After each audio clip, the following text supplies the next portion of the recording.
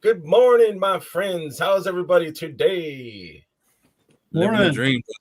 Happy Sunday. Good morning, man. All right. I'm so blessed and grateful. I've got Curtis, I've got Blake, Heinrich, Mark, Nate, Trevor down at the bottom, Ed, Steph. Blessed, man. Thank you guys. Thank you for being here. It's a wonderful Heinrich. day. You. Oh yeah. Mother, man. You forgot Heinrich. No, you didn't. Heinrich? No, I didn't. You got Heinrich? You didn't. You got me. Oh, I didn't hear Heinrich. I'm sorry. I think it was implied if Schmerber's here, Heinrich's somewhere, Absolutely. pulling some strings, doing some things. So, yeah. Yes, he is. Unofficial executive Makes it producer of New to Mythics and Saturday Morning Double Jointed. So I got to keep my hands in a lot of pots. So. Appreciate that. Appreciate that. Yeah, if it wasn't for Heinrich, Nate, and Steph, they would be like, "What's New to Mythic? I don't know what that is. Why would I?" Yeah, right. It'd still be sleeping. It'd still be sleeping, right? Anyways, I appreciate you guys is that a being Fortnite here. channel? Right? I know it's early. I appreciate you guys, and I appreciate the people in the chat. Let's say hi. We've got Freaks Figures. Good morning. Dub, actually up. Did you go to bed, Dub? I know you're not a super sleeper. It's a handsome son of a bitch right there. I'm not sure who that is. Brendan, good morning, Brendan. Just finished texting you. Good morning. Jesse, good morning. Jesse Marshall. Heinrich, good morning. William, my man. How you doing, William? Missed you on Double Jointed yesterday. Jeremy Govier, good morning. Speaking of Jeremy, we got our toothpicks, right, Curtis? What's that? Oh, yeah.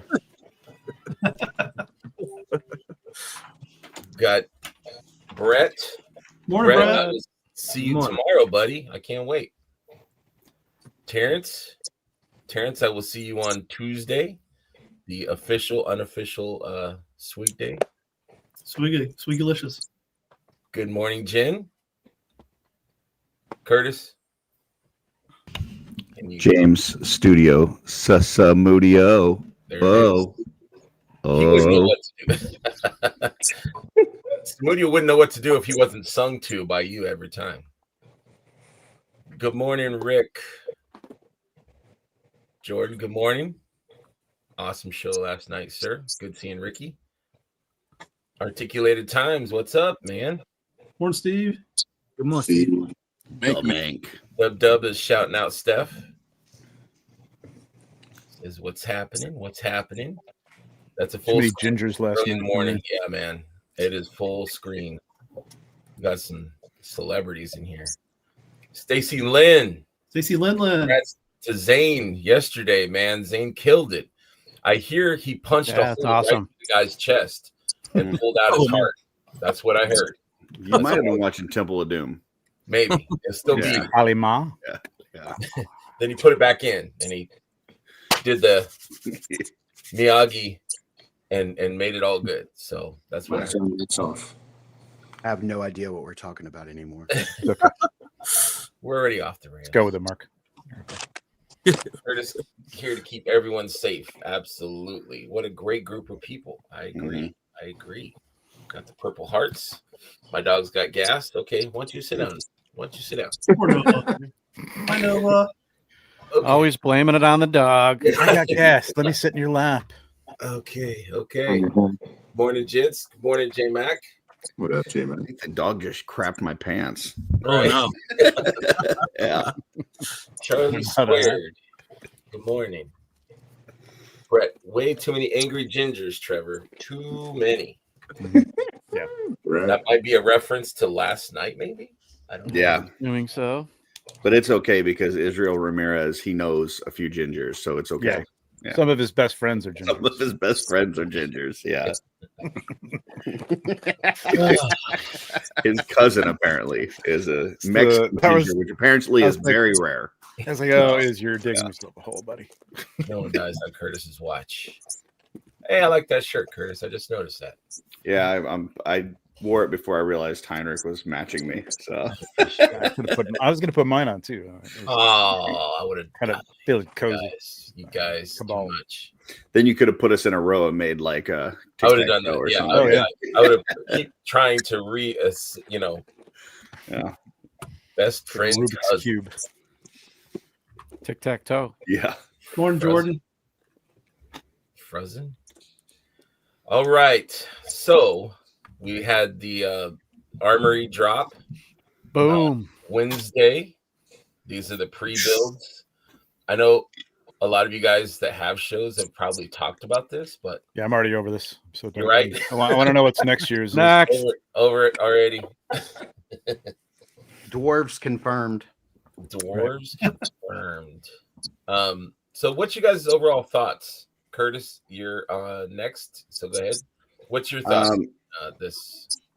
I think it's really smart. I think it capitalizes on the excitement of the legendary barbarian this year. You know, some of the, you know, the bear parts and all these different colors, including the bear forearms, you know, which is going to be new for a lot of folks. And then the boots, you know, getting more of those leather boots out there. And then the, you know, the different colorways of these head sculpts look great, especially that green one. The transition on the head from the dark green to the lighter green, it's just really done beautifully. The only thing I would say I wish they would have done is thrown even just one set of dwarf legs in there. I think would have went off like gangbusters. But otherwise, I think, you know, there's some great shit in here. So I'm definitely going to be spending way too much money. Just seeing the screen with the leg choices, I was just like totally overwhelmed. I'm like, how am I going to get out of here with all these legs? Because I want all of them. Yeah. Blake, what's your thoughts? I'll echo what Curtis said and then throw in a little bit about that top demon. And then when they showed the head swap with the Jersey Devil, I was like, wow, okay, that's a cool. I must have missed that. That must have been in the second half of the show. I missed that. Yeah, it's toward the very end, Mark. And Joe popped that out. And then I was like, okay, there's another Jersey Devil buy, let alone. Right. You know, so Joe knows I think these, for sure. Yeah, I think these are great. Just like the Knights last year, one of the things we saw out of that was easy pop and swap opportunities to create new characters. And this just expands that library and that possibility. So yes. Yep. Yeah, I see it, and I'm not a pop and swapper. I'm not a customizer at all, but I definitely see it as a parts opportunity to, you know, change up some knights since I'm a knight guy, and barbarian. You got a lot of choices. So, Nate, what's your thoughts, sir? Yeah, hi, this is Nate, first time caller, long time listener. I'm just totally overwhelmed by A, the awesomeness, and B, the choices. And thank God for like Bill's show last week. It's helping to put a plan together, but I'm still like, my mind's kind of blown by, you know, all the possibilities and having to make choices when I get there. But you know, we got some time, but yeah, I love what you guys said. I love the heads. I love the helmets. The new orc head is amazing. Yeah. And the skin tones, that dark, rich skin tone is just beautiful. The one that Belphegor's head's on, I love that. It's amazing. They just never cease to amaze. I agree. Mark, what's your thoughts, buddy? I kind of shot my wad yesterday, which is not the first time I've said that. Ew. But I know.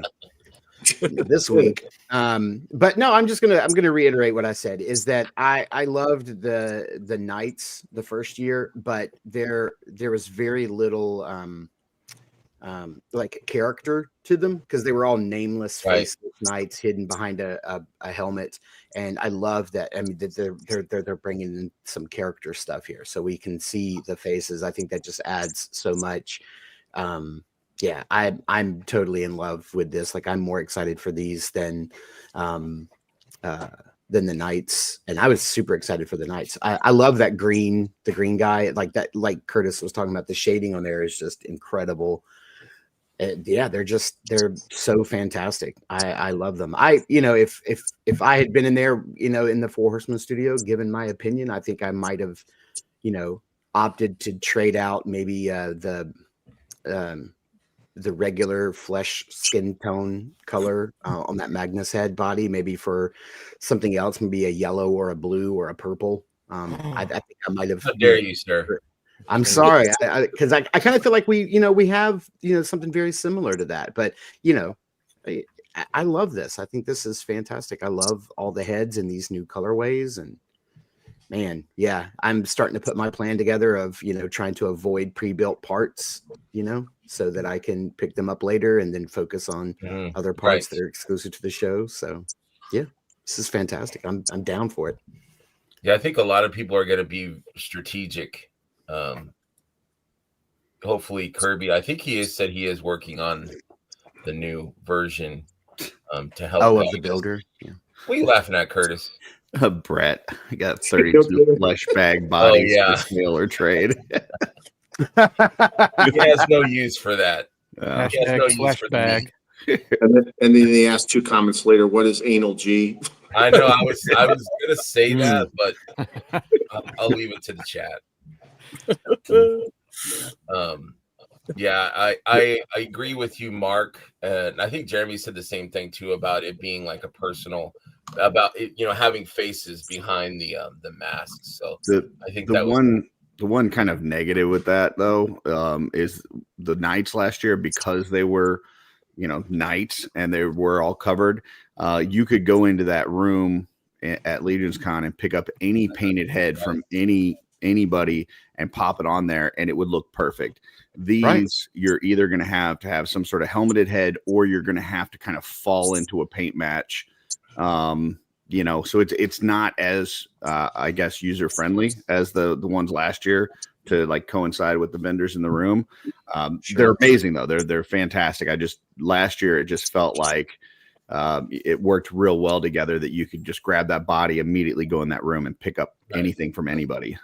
So, well, if it's a helmeted head, you can do that too. Like if somebody's it's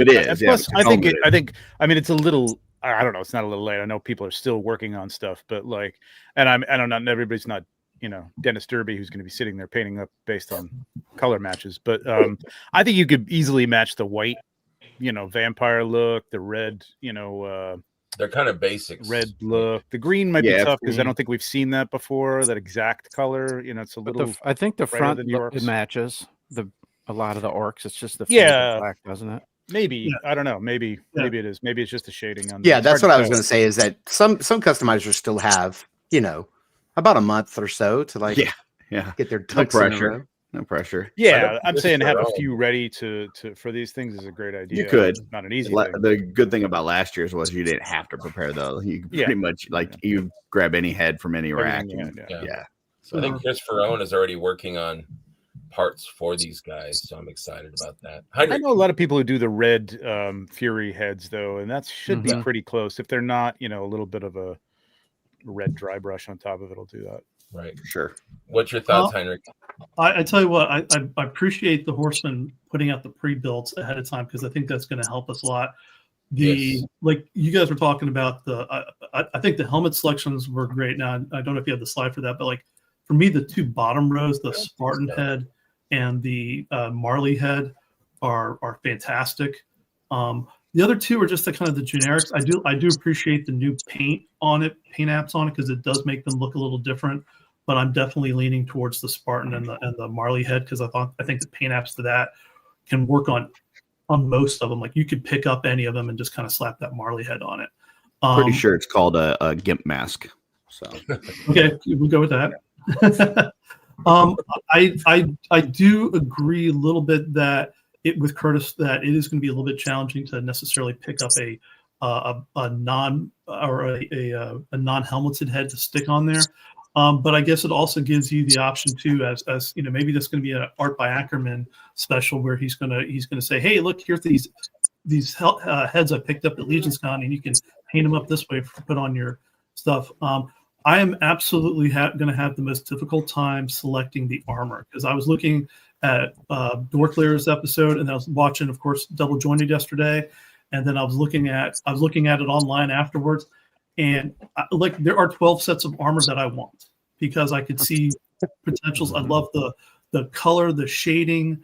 They're phenomenal, and I think the only thing that I'm not crazy about is the really is like the blacks, the shiny blacks. And I'm like, that was great for like the knights and stuff like that. But I kind of in the Colosseum or in the barbarian hordes, it's dusty, it's dirty, it's I think anybody who hasn't picked up the belt sets that came out this year, pick them up. Just go pick them up or pick them up at Legion's Con, because if you want to outfit, like I'm not a huge pauldron person when it comes to some of my barbarians, but I like the belts, I like the straps. Or you could do the one pauldron and off and the strap on the other side. I think that's going to open up a lot for people. I think we'll also maybe get some options too to use if you have any of those bear barbarian parts from that we got from last year that were the extras, or that were thrown in that you could buy for $10 on Store Horseman. So lots of great opportunities. I think people are going to have fun with it. I'm looking forward, like everybody, to the Curvy Creator. I encourage when that comes out, especially if you're new to Mythics and you didn't see what happened with Legion's Con last year. You're gonna want I see what you did. He is the name of the show, guys. But you want to use that Kirby Creator, and you want to be able to design up your barbarian ahead of time, save it to your phone, do it on your phone so you can save a screenshot and put it in a folder, so that way you can pick it out and you can take a look at it. I am gonna mention one thing, and I hope the horsemen are listening. Better lighting in the room, because it was a little too dark with those bulbs. You need to have better lighting so we can see the colors. So that way, that way we can get the best. It spoils the atmosphere, though. Yeah, I heard there was mistakes made with the colors. People were grabbing the wrong colors or whatever. Yeah, for sure. Rookies. And you're right too about options. I think definitely a lot more options in this case. So I will say that Calabia's head is underrated, and those paint jobs are fantastic on it. So I love that. Yeah, and Greg and I were kind of talking about this yesterday in Double Jointed. Is it's not even just like the colors, but also the finishes. Like they went glossy with the black, but then the red is like super matte and dull, like a satin finish. Dude, I love that. Like you got dirty more boots. Of you got more of that. Different brown boots. Different colors are awesome, but the different finishes, that's And then we get multicolored tails. I mean, how cool is that? I'm gonna leave my tails just sitting there on the counter. That's okay. But for the next, they're a nice customizing part. You can definitely trade those for something. Yeah. Greg, I don't want to see you leaving your tail anywhere, buddy. Just make sure you take that with you. Hey, what's up, Billy? How I'm you getting doing? all kinds of tails. Hello, everybody. Well, we were talking on Bill's show the other day, which, by the way, we won't be discussing this on Legion's Lounge tomorrow because Nate and I are here. Bill and I already talked about this, so there's really no reason to talk about it anymore. But those tails I think they could probably fit in the pauldron holes in the shoulder with some modification and become like tentacles for a little hentai creature. willing to trade my tails to anybody for weapons or parts. Yeah, I'm with you on that. I'm throwing that out there right now. Trevor, what's your thought? So when they gave you like here, what was your thought when you initially saw I didn't shoot these. So these are Brad must have done these in studio. Okay. So when did you find out? When they were announced. I didn't ask about what they were going to be. Sometimes I like to be able to like speculate, so I just don't ask. It makes it fun. Yeah, there's got to be some fun left. So it was cool. I think it was a great idea to do the gladiators for sure.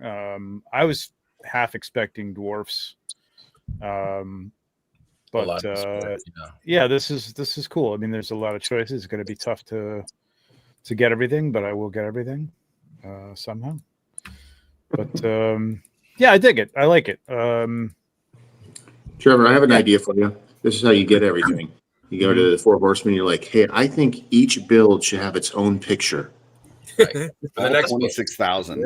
Yeah. If you don't mind, I'm going to build all these out. 564 something. There you go. But you're going to get everyone as long as you have a picture. Right. I like Terrence's. This is like the event likely be the best chance for many attendees to get any tail at all. Ooh. Valid. Fact. Well, True bartender comment. yeah. I was going to say, Trevor, the other thing too is a lot of us are having our wives come with us, so you could always get the wives to, after they go help us, you can go through with you to get your extra set. So. I could see that line of women behind Trevor. I thought Heinrich was going to tie wives into. Yeah, I was going to say with tail. I was like, wow, Heinrich's going there. Jeez, right? Yep. No. My wife she's already told me, she's like, I'm going to have to put a bell on you or a tracker or something. She's like, because once you go into that room, I'm going to lose you because everybody there looks like everybody else there. Pretty much. Yeah, me and Ed are interchangeable pretty much. Right? Yeah, you just bring your armory harem and with you, and exactly. There you go. Good to go. I'm gonna have a Chewbacca bandolier with the armory figures. Oh, Hey, There you go. wow. It's all bad. I'm sorry. Chewbacca. off. Ed, what's your thoughts, Ed? Oh man, I feel like a little kid during Christmas time looking at the toy book. Absolutely, man. Which way do I go, George? Which way do I go? I love the twist they put with the colors, with all the parts. It's a great addition to their current part list. So I say I like this better than last year's. Yes, I do. So I'm looking forward to getting a plethora of I love that word. Nice word, Ed. I like that, plethora. Would you say a plethora? plethora. Bill, the player was here. He'd be proud of you. Plethora of Mythic Legions figures. Yeah. So I'm doing like Curtis. I'm not buying anything until So That's what I'm trying. That wall's closed. Now the wall's closed. It's closed. Well, I'm gonna do my very best to keep it closed. We got what, 8 weeks? What was it, Blake? How many days? 62 days, so basically 2 months. Woo, unbelievable. Jeez. Stop reminding Down me. to 2 digits. It's been that way for a while, but man, when you said that, it really hit me. That's fine. Yeah. That's, Damn. And My Curtis budget isn't is buying currently anything. $0. Curtis We need to isn't start buying raising anything. that money. He's running it through me right now, so I'm buying everything for Curtis. Yeah. I'm dealing in trades. So yeah, that's the best way, man. I love right now in the Cabal, you see all these posts where people are like trying to raise money. Yeah, buddy, we all are. Thanks. Right? I know I was talking to Heinrich. He had the idea of having a like a live sale. And I know it's been done, but we're kind of thinking how to do that. And if it would claim sale or something. The problem is nobody wants to buy anything right now. Yeah, I know. They have to deal with the people not coming to Legions Con, and Eternity of Dreams actually does it where you put it up in some price, and I'll just make it up like here's I'm gonna use my Conan for a second. Here you go. He's complete. It's $50, and first person says it, you can get it, or you can have people say, okay, you can increase your bid by $1 up to a certain point. Then it's got to go by $5, and if you're out, you're out. And it's shipping is you can make shipping flat for a figure like it's $8 or something like that within the United States. So you could do something like that. It is a lot of work to prep it, but it's also it's the same amount of work almost to do it and put it out there. Take pictures of it. So it depends on how many you want to do. Like if you've got like 12 really awesome figures, then just probably knock it out in an hour. Yeah, well, it's an idea. We'll figure it out. But. And the blood banks are open, and a lot of this, the nightclubs are taking nude strippers. So if you need that, you got those options too. Those are money makers. So I know that Mark's looking at dancing again, right, for 2 months. Yeah, we talked about that. Yeah, just don't give your blood bank money to the strippers. Then you're just no, it defeats the purpose. Yeah, exactly. I love how that was like a very noble comment at the very beginning. Then immediately it went to strippers. Like I thought he was going to take it the way like Terrence, with the donating plasma, and thought he was going to be completely noble. But then he's like, well, it's all about giving back, right? Either way, sure. So yeah, some sort of bodily fluid somewhere. Exactly. Giving back, giving tail. That's right. Not to mention we're raising money for Legions Con, but I'm willing to bet there's going to be one, if not 2 more 4 Horsemen drops between now and then. Yeah. Plus the surprise. Just be But ready. we for have the we have Graveyard, right? We have whatever's Yep, coming for that's one of 'em. October. Mm, Yeah, that's definitely one coming. yeah. But that's pre-order. That's not in stock, right? But I mean, Well, still Right. money. That's how it was last year. But Yeah. Still money. My stripper name is Tons of Fun. James. hey, ladies, let's welcome Tons of Fun to the stage. Put your hands together and get your dollar bills out. Curtis, we got to Okay. mark that Done that because that's our before. lightning question for next Friday. What's your stripper name? We got to remember that one. There it is. There Gotcha. you go. Perfect. I will throw out one Mine's idea. Britney Spears. Really, what? I said mine's Britney Spears. There we go.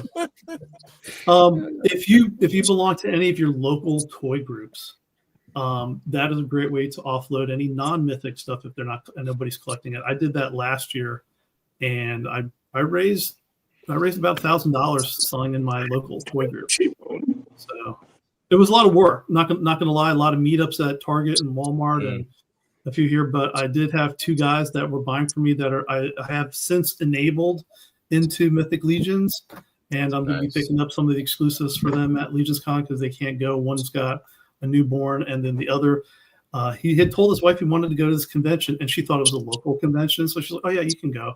But Friday night I bought us tickets for the comedy club down in DC, so he's like, "Oh." He's like, Heinrich, do you think I can do it in a day? I'm like, you can, but it's just, it's the drive up on Saturday and the drive back on Saturday. It's going to be, 3+ hours each way. So Yeah. So he's like, Hey, speaking, Heinrich, has anybody ever felt this way? So when you go in these purging modes and you decide to sell stuff on OfferUp or whatever, and you meet up with people? Yeah, I know, Curtis. Yeah, no. So you ever feel like maybe the police are watching you after so many times you're meeting up in parking lots and stuff like that? You're just kind of sitting there, like, somebody pulls up and you like give them a signal through the windshield. You're like, yeah. And then all of a sudden they come over and they look at something, and then all of a sudden they're like, count out the money. And then all of a sudden you both get back in your vehicle and you leave. You start doing a bunch of that.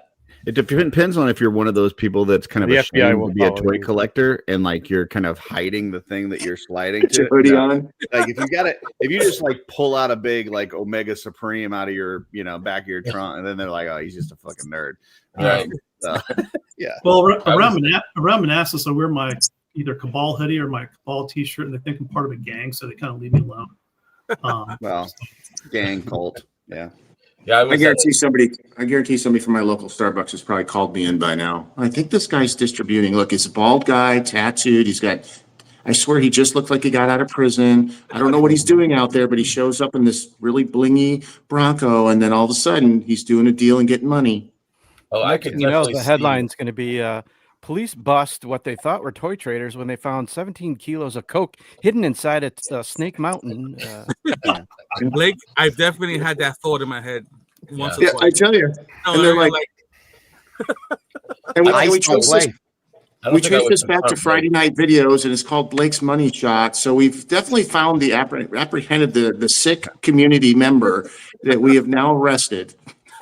The only problem with that theory is that toy collectors have no money for hardcore drugs. So valid. Yeah, that's true. That's true. I know I was at the supermarket yesterday, and I was in the car getting ready to leave. Greg's like, I don't have money for roast beef. Shit. There was a van that was parked in front of me, and there was 2 guys, and they were standing there, and the guy opened the van door and pulled out a box, and he set it on the ground, and I'm like, I'm like, what is that? And it wasn't toys, so I just backed out and left. Greg's like, no, this is an ice setup. I'm out of here. Yeah, ice. Yeah, box of sausages or something. I just realized that Blake's stripper name would be Joy Toy. Ooh, that's a good one. Yeah. Or I was waiting for Curtis to say it was Balake Bukake or something like that. Balake. I love the Warhammer reference. Really sick, but it's funny. Absolutely. I like that better. Never mind. For the Wire. Big story sounds like an episode of The Shield. or the Wire. Right? Yeah. Yeah, it is definitely a pilgrimage to our Mecca. Absolutely. Oh yeah, absolutely. It's 5 days. Plastic crack. Yep. What's up, John? Good morning. Good morning. Good Morning, morning. John. Steph, you're last but never least, man, and I appreciate you for being here, man. Thank you very much. What's your thoughts on the armory? So I'm in the minority. I'm not a fan. Oh, wow.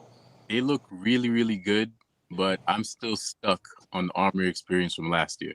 Yeah, I love the Knights, man. I'm with you. Me too. It was such an explosive combo, but even with this current offering, I am excited, contrary to what Heinrich said of the black gloss armor parts. Incredible, because now it hints at a full body. I was thinking that, yeah. Semi-gloss a knight figure. So that at least I can appreciate. But when I think Barbarian, I kind of wish we would have had maybe a Magnus head thrown in there, possibly some of the other face characters. I didn't expect Bardrick to kind of appear, but I do like what they did with the Red Demon kind of. But that was really, really that was different for sure. Oh yeah, and maybe some bear legs. More bear legs would have been good. I think folks would have really liked the nice array of dark flesh parts. But overall, I give it like 8 out of 10. I'll just be on this one. Yeah, the Bardrick is my least favorite. It's just so.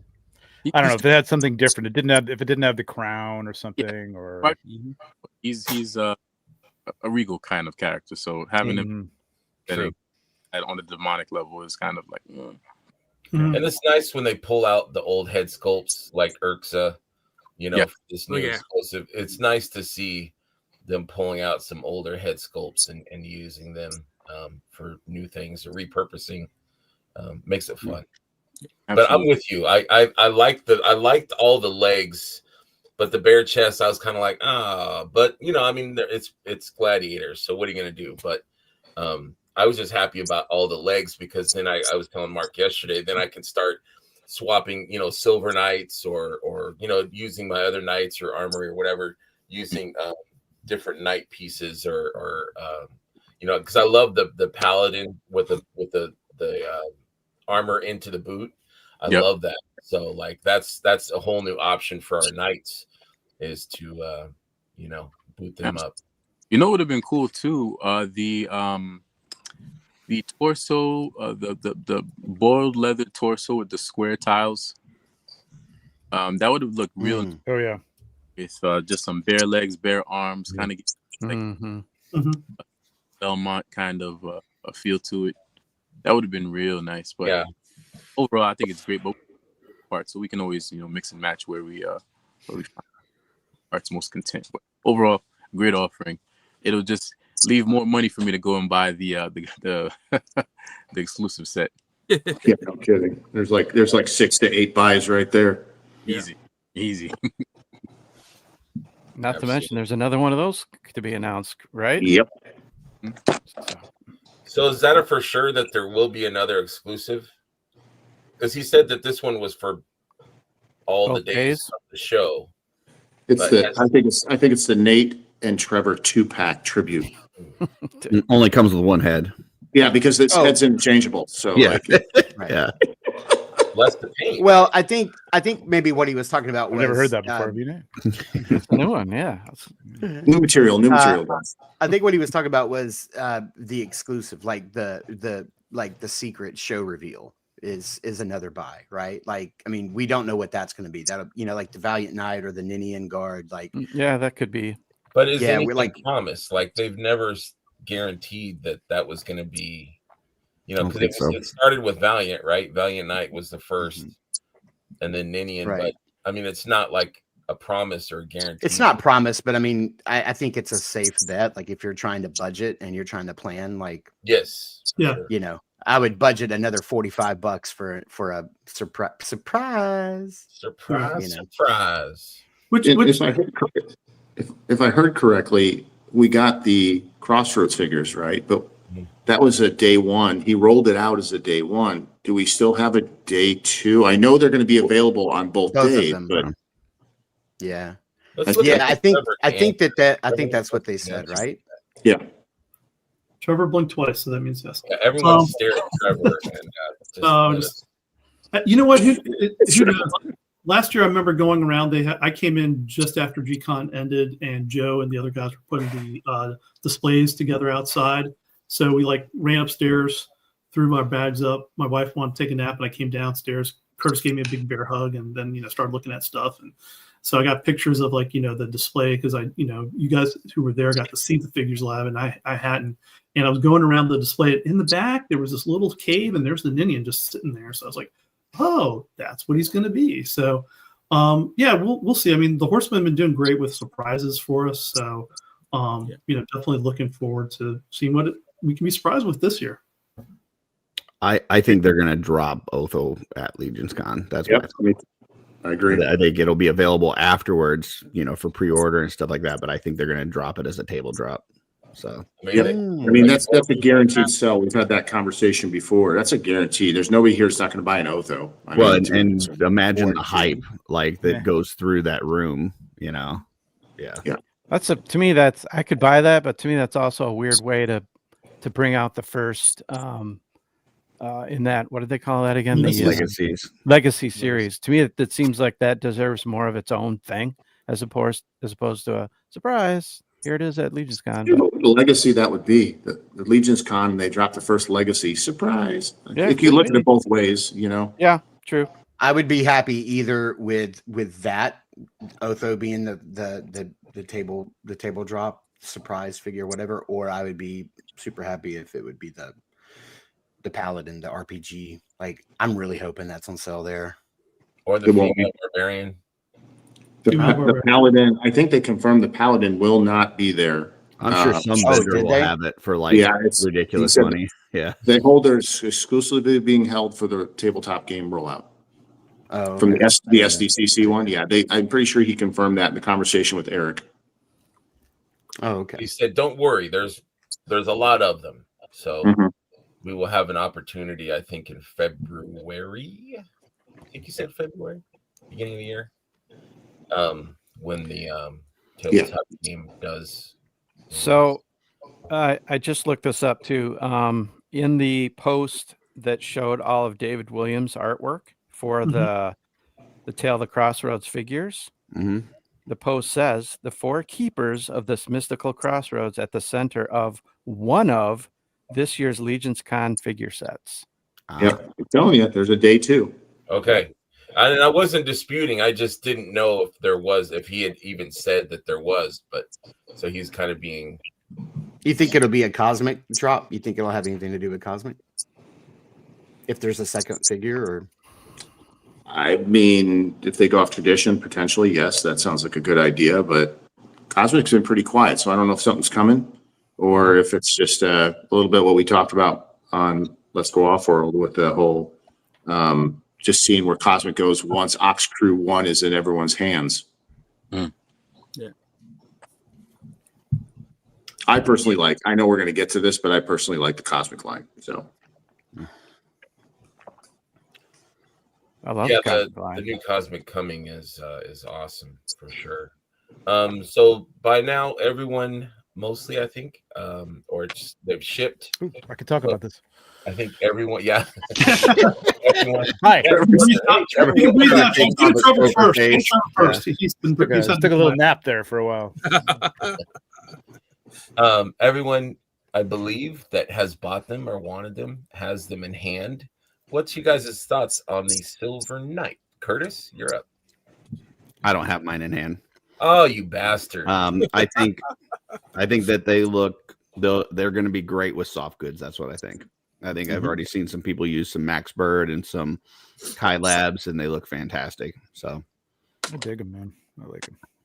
Did you order? I love the shield. I mean, Yeah, I got 1 coming from the Horseman, and I got 4 coming from a retailer. So okay. I stuck my head on the grayback shield. Oh, that's cool. That looks good. Oh, nice. I like Did that. the same thing, Mark. Yeah, Twinsies. Yeah, no, I love that. I like Yeah. that. Yeah, it looks fantastic. I was surprised. Pop a skelly head on there, man. That dude's ready to rock. Oh, nice. Yeah, I was surprised at the detail of the horse head. I guess I didn't see it very close, but yeah, the detail of that horse head is amazing. And the figure is fantastic. I mean, it's You said horse head, right? yeah. Okay. Horse. No, it's Now you're saying it. ICML. Yeah, Horse. not it horse, not Well, I say hora. Hua. Horse. Hua. The dirt. Hula. Before divorce. Hula. The horror. that horse The head. dirt. Not the horror. Horror. Hua. Not even Hua. Rhode Island. Horror. Hmm. Oh, I like Anyway. that, Mike. Blake, Yeah, that cape is awesome. what's your thoughts on the silver, man? Oh, I love it. I think it's just I think it's an extenuation for me. I feel it's an extenuation of the armory experience. I think that literally this figure just kind of picks up where the armory options, whether they're in stock or not. You can start going with a silver option, start mixing and match. And that's what I did here. I kept one of mine in the standard loadout, which I love. Absolutely beautiful. Yeah. And then I started doing some pop and swap, ideas from different characters and different prior releases. And I just think it's just another amazing addition to pop and swap creations and/or a body that is really good for a lot of custom heads out there. Great canvas. Yeah. A great foundation. So, thank you, Horseman, for another awesome figure. Heinrich, what's your thoughts? I love it. I bought a case of 12 and split it. I got 4. Rob got 4. Mark got 2. And my local friend Steve got 2. And I think this is like also the perfect figure. And remember, you've talked about this. This is the figure the Horsemen need to have at every show that they do, because this is the figure that you put in somebody's hands at $35. And this is great also for the retailers to have at $35 because you've got some pop and swap stuff, easy to do. The color is nice and basic, but if anybody wants to do any simple paints on it, you can. And also kind of to borrow from what Steph was saying earlier, I hope this is the base for doing a new Black Knight, because I love my Black Knights. That's what really got me into mythics and collecting and popping and swapping. I think I've got about 6 or 7 Black Knights now, but I'd love to have it on the new body. And I know that Jeremy had said like the Vampire Phalanx was the Black Knight 2.0. It really isn't. This would be an awesome Black Knight updated with stuff. So, but I do love it. I like all the options that you have for the helmet. Mark, you were showing a double jointed the faces that you can pop in and pop out. And I know there's a bunch of people in the community that are working on stuff for Legions Con. So I know there was even somebody, and I forget who it was. I wish I could give him credit. He's got a beard, like the beard comes down here. And I was like, holy Moses, that's crazy. Yeah. So I've got some Max Bird stuff that I need to pull. I just got in, so I'd like to pop and swap on a couple things. And then I'm also looking forward to the Blue Knight coming from Ashes of Agmendor, because I did order 2 of those. Sure. And when this one came out, I'm like, that's why I want at least 4, because I want to keep 2 standard, and I want 2 to be able to do multiple things with. So I'm appreciative of it. Love it. I think this is a great marketing figure for everybody, and I hope everybody has fun when they get it to do stuff. Yeah. Retailer street date is September 17th, 18th. What was it? Did they say? We don't know. Steve Mank's in the chat still. Steve, do you know? I want to say I thought it was like the 13th or something like that. I buy things and then later on things arrive. Right. Yeah. I don't know for sure. Boxes show up and I go, oh my God, what did I buy myself? Right. This is awesome. When did I order this? Yeah. Mark, what's your thoughts? Or you know what? Did I skip Nate? Did I skip you? Yes, you skipped Nate. I'm sorry, Nate. That's okay. Apologize. That's okay, man. So when I first saw these showing up and people were opening them up, I was like, man, that looks real silver. I'm like, I don't know if I'm gonna like it as much as I thought I was gonna like it, but as soon as I got it in hand, I think it's phenomenal. I love the shine. I love the possibilities. I love the pop and swaps, and I love that the colors that come with it look great on other figures too. Like I put the shield with Magnus here. It looks amazing. Let me see this. Matches perfect. Oh yeah. Yeah, that was great with him. I was just looking at my Magnus yesterday. I'm like, what a magnificent figure this is. And speaking of Max Bird, yeah. That's a nice soft goods put. That is nice. Is that a Enoch mace with him? Yep. Nice. I actually wish I got more. I got 3, but I could easily have had another 3 more. Yeah, I was thinking that too. I got 4, and I'm like, I need more of this. It's just a fun. You got so many options, so many build Yeah, options. the new plume looks so good. Yeah. Oh yeah. Williams Nope. says we need more faceplate options, and I agree. Yeah, I think that's something they will do. Like accessories, like belts and hands and feet and stuff. Oh man, haven't could you tried it imagine yet, but, a faceplate pack of Yeah. like Yes. 8 Because- faceplates? That would And be I like Sir the visor. Andrew. You get 2 visors too that come with it, so I like that too. Mhm. That you get 2 of them, and you can automatically make 2 different looking guys. So John says Well, the 12th for Okay, retail. cool. That's a problem. Yeah, that was 11th. Who do we have in the line that we can swap faces with right now? Sir Andrew. Who else? Sir, Mark just did a whole show on this. Go ahead, Mark. Yeah. So you can swap out Sir Andrew and Sir Adalric, and yep. of course the skeleton faceplate. Skull faceplate. You can fudge Enoch and one of into it. the paladin cleric tried ones. Enoch. Oh yeah, the palette. Yeah, see, I don't have that in hand to mess around with, but yeah, and you can fudge Enoch in there. It's not a snug fit, but it works. Like you can get the faceplate. I mean the mask, the front part of the mask around it enough to where it hides the fact that it's pushed out a little bit. It's just that with Enoch, his forehead's a little lower, but once you put it inside the mask, you can't tell, and then the eye plugs, the little plugs inside where the eyes are just a hair like cinched in a little bit, so you kind of have to like push them out, but it doesn't really harm the Mark, figure. was it Enoch or Elijah that with that? I'm sorry, Elijah. I keep saying Enoch, but Elijah. I don't have Enoch in hand yet. It's the same. They both go in that chainmail. So if one works, the other should. Okay. Yep, that's it. Yep. I don't think the paladin one works. The one for the helmet. No, the one for the chainmail.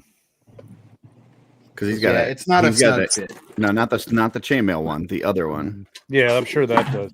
I don't understand why they're not work. just making these universal. Yeah, that is strange. Is there? I wonder if there's some strategy for that, or has anyone tried Attila's faceplate in it? I don't know. I think that's a totally different key system. It doesn't have the 2 plugs. It's got You can also I do know that the only one that doesn't work is for definite is Sir Gideon Heaven's brand. His has the L shape plug inside of his face. okay. Yeah, so that one definitely doesn't work. Yeah, I didn't think of that one too. Cool. I tried. Mark, did you officially make your comment on that? I agree with. Sorry, somebody was saying a minute ago. I think it was Nate that when he first saw them, he thought, "Man, these are going to be too silver for me, too metallic." And I kind of thought that too. But when I got it in hand, it's actually a lot more. I don't know. I would say it's kind of like a very light gloss, or maybe like a satin kind of finish to it. It's beautiful. It's really nice. Yeah. I think the only thing I would have changed, and I said this yesterday, was that the lower armor here, the waist armor, is that sort of like, I call this like the vampiric armor. I kind of wish it was more knightly. Like I wish it was the one that had like the little chainmail piece that was in the front, and I wish it was a little more knightish, but I like it because I know that also has the scalloped shoulder pauldrons, which I do really like. I think those are very nice. But other than that, that's my only complaint. I got 2 from Heinrich, and I think 2 is all I need. I don't think I've ever bought more than 2 of anything.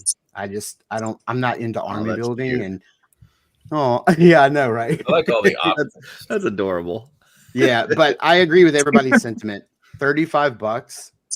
I mean, it's ridiculous. Yeah. Like, who else is putting out this level of quality with the level of like pop and swap? I mean, it's a great, gateway figure for anybody. I think it might be one of the newer figures. I always hand people Debon for the first time if they've never bought one. I always say, hey, grab a Debon as like your first figure. But I mean, I could easily see this or a Barbarian or a Valiant Knight if, whenever, like, I mean, it's the new Valiant Knight, right? Like, I mean, it's the Valiant Knight body. It's all the new articulation points. Like that's I mean, it's a great gateway figure. I like it. It really is. I mean, I don't need more than 2 though. Evergreen, I think. That's that price. Great call. This, like you said, have them at every single show. I think any vendor who sells mythics on top of Four Horsemen should have this at the show. Absolutely. Will it be so? Do we know like the retail price? $35 for retail. Steve, are you still on the thing? Steve, still in the chat? Dub sent this in. This is all the different faceplates. So I love this right here. That's awesome. So that's the standard Silver Knight faceplate on the left. Sir Andrew, Sir Adalric, and then is that the faceplate that comes with the Paladin RPG figure on the far right? I reviewed it, but I don't remember. No, got a beard. Yeah. What's that faceplate on the far right? Am I blanking? What is that? Is that Sir Adalric? No. Sir I don't know Andrew? who that is. Yeah, I Who don't is know that? who Dub? That's Jimmy. That's Jimmy. Sir Jimmy. Everybody Jimmy. forgets Jimmy. He's quiet. Confirm $35 on the Silver Knight out of Big Bad Toy Store. Oh wow. Okay. Wow. There you go. Then Maybe that heck is yeah, Sir man. Adalric. Maybe that is Adalric. I didn't think so, but maybe it's just the shadows or something. I Cool thought picture, Sir Dub. Adalric was the one that they have right there in the second one. Well, Second Dub from is the saying right. that's the Paladin. Dub's saying that's Paladin. I thought Paladin had a beard though. He does have Paladin does have a beard. That's Sir Andrew. Oh, okay. On the far right. No, Sir Andrew's got the. He's got a goatee also. Yeah. I don't know who that is. Are you guys hitting me whether they all look the same? I was just gonna say, you saying all knights look alike? I see Elijah, Sir Andrew, and Aldrich. Yeah, I don't know who the one on the far right is. I might have to go to my review of the Paladin. Sorry. Yes, guys. I think The all far right actually kind of Paladins looks look like the Attila head. That's what I was thinking. It looks like Attila. are. Oh yeah. Oh, I wonder if he modified it to fit in There there. we go. No, that is the Paladin head. Is it? Paladin. There's one Paladin head that doesn't have a beard. Oh, I didn't know that. Yeah. forgot about that. Look at Us me. mere mortals wouldn't know that. Yeah. Us mere mortals. Okay, he's got another picture here. Let's see. I'm so bad at this. Here. Nope. I just Share that one. Schmurda. There Yep, it is. that's the Yeah. Paladin. Good thing it wasn't something I didn't want to show. Yeah, that is the Paladin. I just looked it up on my review. Yeah, I had to live vicariously through Greg. He had to loan me his Paladin so I could review it. I have not opened it yet either. I need to. Then you can just send that right on back to return address. Joe G. Joe's in the house. What's up, Joe? Great pictures again, Dub. Dude, your photography is awesome, unbelievable. I love it. Okay, Trevor, your thoughts on Silver, sir? Yeah, he's cool. I like him. I like knights. I don't. Did they give him a faction? What's his faction? I forget. Is he part of or is he just he's non-faction? You That's right. find your faction. You got. I know. Every time I say that, it's in my head, man. It's Totally. got your legion. It's the vast elite ranks of the Silver Knights who make up the front lines of the Order of Etheron's army. It is Etheron. Good Lord, Etheron's got a lot of different knights. Steph was showing the tab down there. Oh, sorry, I mean, I love the shield. I love the shield. I love that. See, I'm not big on the shield. Not really. I mean, what we it's not realistic, but I mean, it's fantasy, and I love the fact that what it's you the got, Horseman logo. Steph. You're big. There it is. There you go. I was just messing around.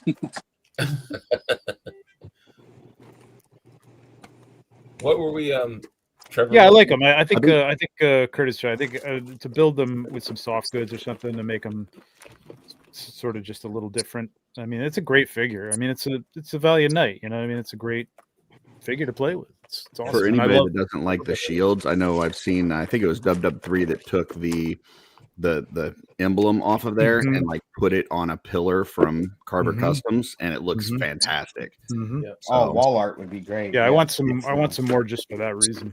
So if you're not into the big ornate shields, that's a way that you could use it into a dial piece. Brett's sending me pictures of his Silver Knights. I don't know how to put them on here, so Brett, sorry, I can't do it. It's too high tech. I'm too old. I can't get the pictures here onto here. I'm not Curtis. I can't. Yeah, you gotta send it to me, Brett. You're asking too much. Yeah. Asking too much. I'm running this damn show on my own. Great test shots. Not so easy, guys. Not so easy. Yeah, would probably look awesome on the Silver Knight. See, I like that. I mean, that'd be difficult to. But yeah, speaking of test shots, did Dorkler get his test shot yet? I heard it was making its way around the country. Oh, I don't know. And Brett says a Valiant Knight without the Valiant torso or armor and better head. So yeah, I mean it's like improved upon, if that was even possible. Okay, you guys sending me pictures. I can't translate them onto here. It's like way too much. I'm old. I appreciate it though. Yeah. Drag the pic into the browser in a window and then share that. That's all you gotta do. Yeah, but see it then the show stops because I'm trying to. Just it's fine. Just send them to me. There's 9 of us here. Curtis, We can keep DM it Curtis. going. Otherwise, we'll keep going. Yeah, I appreciate it, Brendan. Thank you so much. Pictures you want them to be seen, send them to Curtis or Heinrich or someone else via Messenger. If you have something to send me, send it to someone else. I can't do it. Send it to anybody but We'll me. stop the show. Yeah, this is like the original where we all saw how awesome the Silver Knights were. But yeah, and we found out that you can kill a skeleton with a spear. Yeah, or at least pin it down. Well, at least pin it down. That's right. Well, Yeah. that was the point that everybody got all upset. But they're magic. He's taking the magic out of it, you know. There you go. Curtis has the pics. Okay. Oh, Brendan, I can share them if you want. Well, whatever. Go ahead. send them Yeah, to anybody cool. but me, please. No offense, guys. I appreciate it. I just can't. Now I'm getting bombarded. I can hear the buzzing. Keep Curtis busy. Like, Keep him up. send it Yeah. all to him because I can't do it. I think I accidentally threw away the tip of my spear, or I lost it. I don't know. Just Guys, no dick pics. Come on. Just a tip. Come on, guys. All right. Send Feet, some- bare feet Sorry. pics. Send him feet pics. Yeah. Sorry, Uh, Curtis. Brett's are down at the bottom. Send a picture of the toes. Okay. Toes only, guys. Toes Ed, what's your thoughts, Ed? Man, I love these guys. I love the sheen on the armor. I love the fact that you have different plumes to put on and different helmets. plumage. So it's awesome. And the shield, freaking fantastic. I love it. Beautiful. Not only that, last Legions Con, tournaments had that little contest with the swigs. So I had painted up a Skelly swig. If you wouldn't bigger me, it matches right up because I used like chrome lacquer paint for this head, and it. Oh, Oh, wow. nice. Oh. That's cool. Nice, That's man. cool. That's good. Nice. That worked good. I Thank love you. it. That is amazing, Ed. Thanks. I'm like, yeah, I like it. I'm liking this. So I'm working on some soft goods right now, so I could Nice. pop on some of them. So Hey, Curtis, Yeah. I think after that, you need to say that name again after that skull. I need to hear it. Eduardo de Jesus. Thank you. That was Man. awesome. thank you. You said so sexy. Greg, if One you wanna chrome pull up dome. that I'm not talking thing of- about the knight. There Right. you go. So these are dub 3. So he sent those. That's cool. Nice. Wow. Fantastic. Wow. Squad goals. Oh, Nice. Look at that. And Oh, look then, at that on and the then Karma these are custom. from Brett. So Sweet. Brendan, send those. and then please. Posing, Brett just sent Brendan sent his, so I'm getting ready to pull those up. So Okay. nice. you got it Yep. right there. Did you get my one. picture, Curtis? I did. Yeah, I'm gonna send you some pictures too, Curtis. Of, my dog and my third grade pictures. What is this? What's up? Is this you, Trevor? You're This is just, you, yeah, like, you're just like following my, yeah. Okay. And who hasn't talked about Silver Knights? Steph? You talked Steph. about it? Not yet. You open one, right? Just now. What's your impressions? Smell, A lot, feel, a lot. Taste. First time. Ooh, look at that shield. This is so meaty. It's such Thank a you good to Curtis. price. Ooh, I like the shield. This one mine. Nice. That's awesome. I'm not a fan of the plug and play with the the new horseman. not either. I like them, but they're chunky. So I like something more pointed, more sharp, more refined. I do hope we can get like the new shield handles in a pack, just like the belts. You know what I mean? Because some of these older ones, like with the Attilas and things like that, they're very hard to. Dude, those are great. When I got the prototypes of those things, those were rigid, and wow, what a pain in the ass they were. So good. They're so nice though. The major from Yeah. Yep. Yeah. Such an improvement. Mark, was that you that mentioned they should have came with a spike also, like a silver spike? Yeah, I wish they had come with just a little spike on the top of the helmet in case you didn't want to do any plume at all. I think that would have been kind of cool. I'm happy they came with the new style of plume because I needed one for a custom. So I'm glad to get an extra that I could paint up now. But yeah, I think a little spike on the top of the helmet would have been nice. Ooh, Steph. Showing that booty hole. Uh-oh. Family show, geez. There it is. Oh, that's that's wild. Jake Very Lawson. I'm not familiar with him, but that looks great. I love that. Brett is yelling at me to show the soft goods. Faster for Brett, God damn it! You're not going to get much movement out of that one, but it looks cool. I guess I'm pulling it up. You need to calm down. I got 13 people sending me pictures, and especially if you text it to me, and then I got to send it to myself in Messenger because somebody doesn't have Messenger. It's not easy. So, Messenger. Yeah. Well, some people don't. I don't want to be on Messenger, but I want other people to send stuff via Messenger for me. So he's talking about Brett. Brett says I'm the most important. I agree. Yes, you are. Yeah, and your first set of pictures already went up. If you would have sent it with the first batch, it would have already been on screen. Son of a gun. You son of a gun. Oh, yeah. Son of a biscuit eater. Exactly. Son of a Gunderson. All right. Meanwhile, come on, Curtis. Let's go. Let's get the pictures up, buddy. Hey, I swear I will knock you. Curtis is getting pictures up. I saw that we got Ben from Borderland on the chat, and so I was wondering if there's Brett's. Ben's working on anything for Legion's Con for faceplates. Good question. Hopefully they will be on the show soon too. Oh, yes. Mercy. That nice. Like that. Spectacular. Oh, I like the black plume too. There you go. That's really cool. No. And then I got one more from Dub. Here. Steph, did you have a blue cape on yours? It wasn't blue. This is one of Darla's. Beautiful. Hold on, let's dig Darla's cape here. This Ooh. Is spectacular. I like it. It's so flowy. Purple looks good with that silver. Oh, it's so good. And if you had any reservation about the sheen or the luster on the armor, the purple and black thread fabric that dark really complements that and it's easy on the eyes. So, Kurt, give the wife my regards because this is easily one of my favorite stuff. Yeah, that's beautiful colors too. And I do like how you have that. I've seen a few people use the cape like that where they put it on the neck peg. That hole on the back is actually for the pauldrons to go through, but it's universally you can use it either way if you want. So I like that.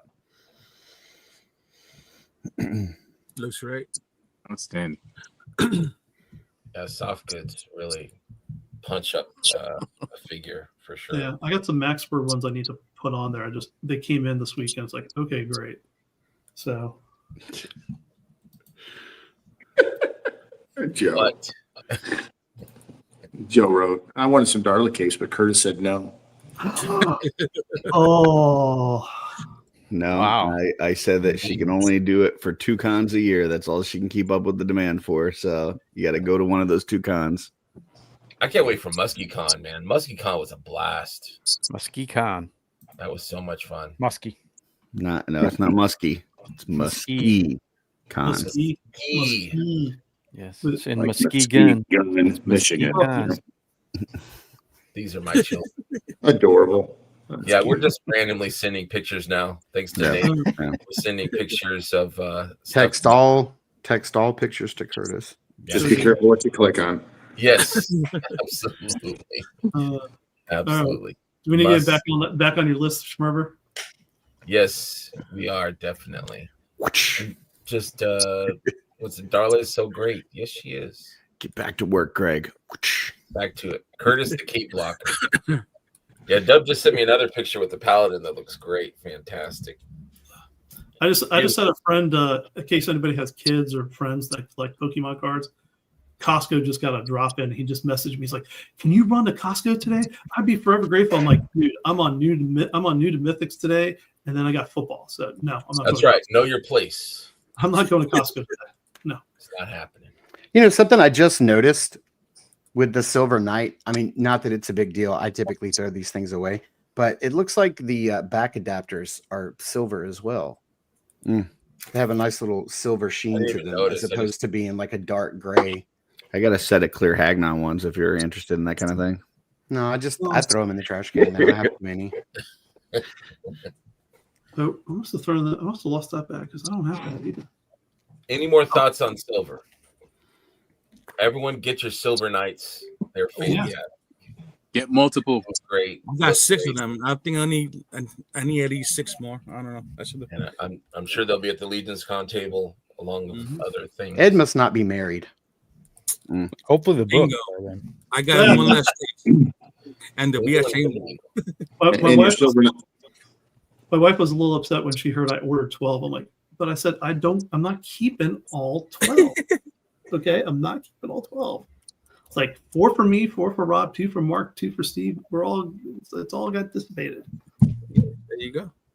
More expressive hands, Mike. I get that, but I mean, there's so many nights you could probably borrow from your other nights that you have. Enoch comes with a bunch. I got hands coming out my ass. Yeah. So out of or at? Waiting for that. Either or. I mean, Mark. I mean. Yeah, that Andrew is. That was awesome. Indeed. Great figure, dude. He's another fancy boy with a Dalric. Andrew, the spellcaster.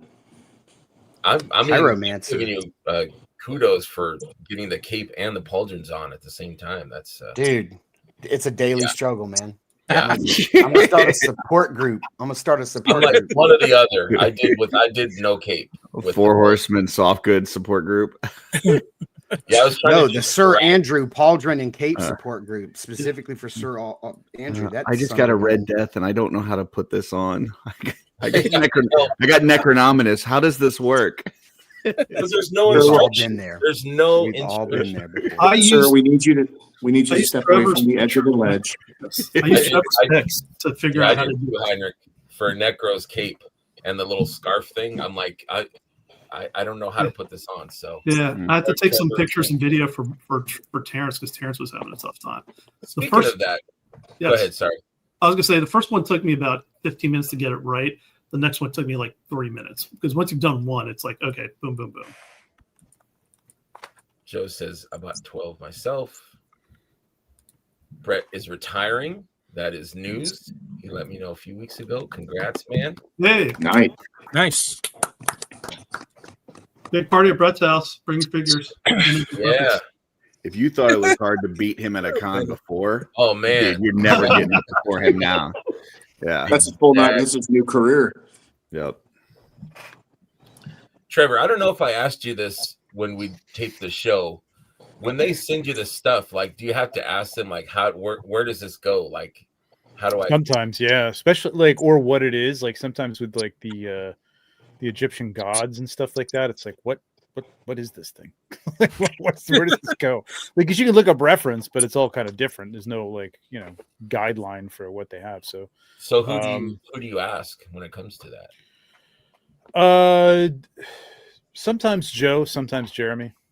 If it's like, if it's like the Egyptian god thing, Jeremy will probably know what what it is or what it's meant to be or how it's supposed to be used or what it means or whatever, what I mean? So if it's like, where does it go? I'll sometimes just ask Joe because Joe generally puts them together and like he'll know, oh, that goes in the the backpack or whatever, blah blah blah. So yeah, sometimes it's a little confusing to figure out what's what.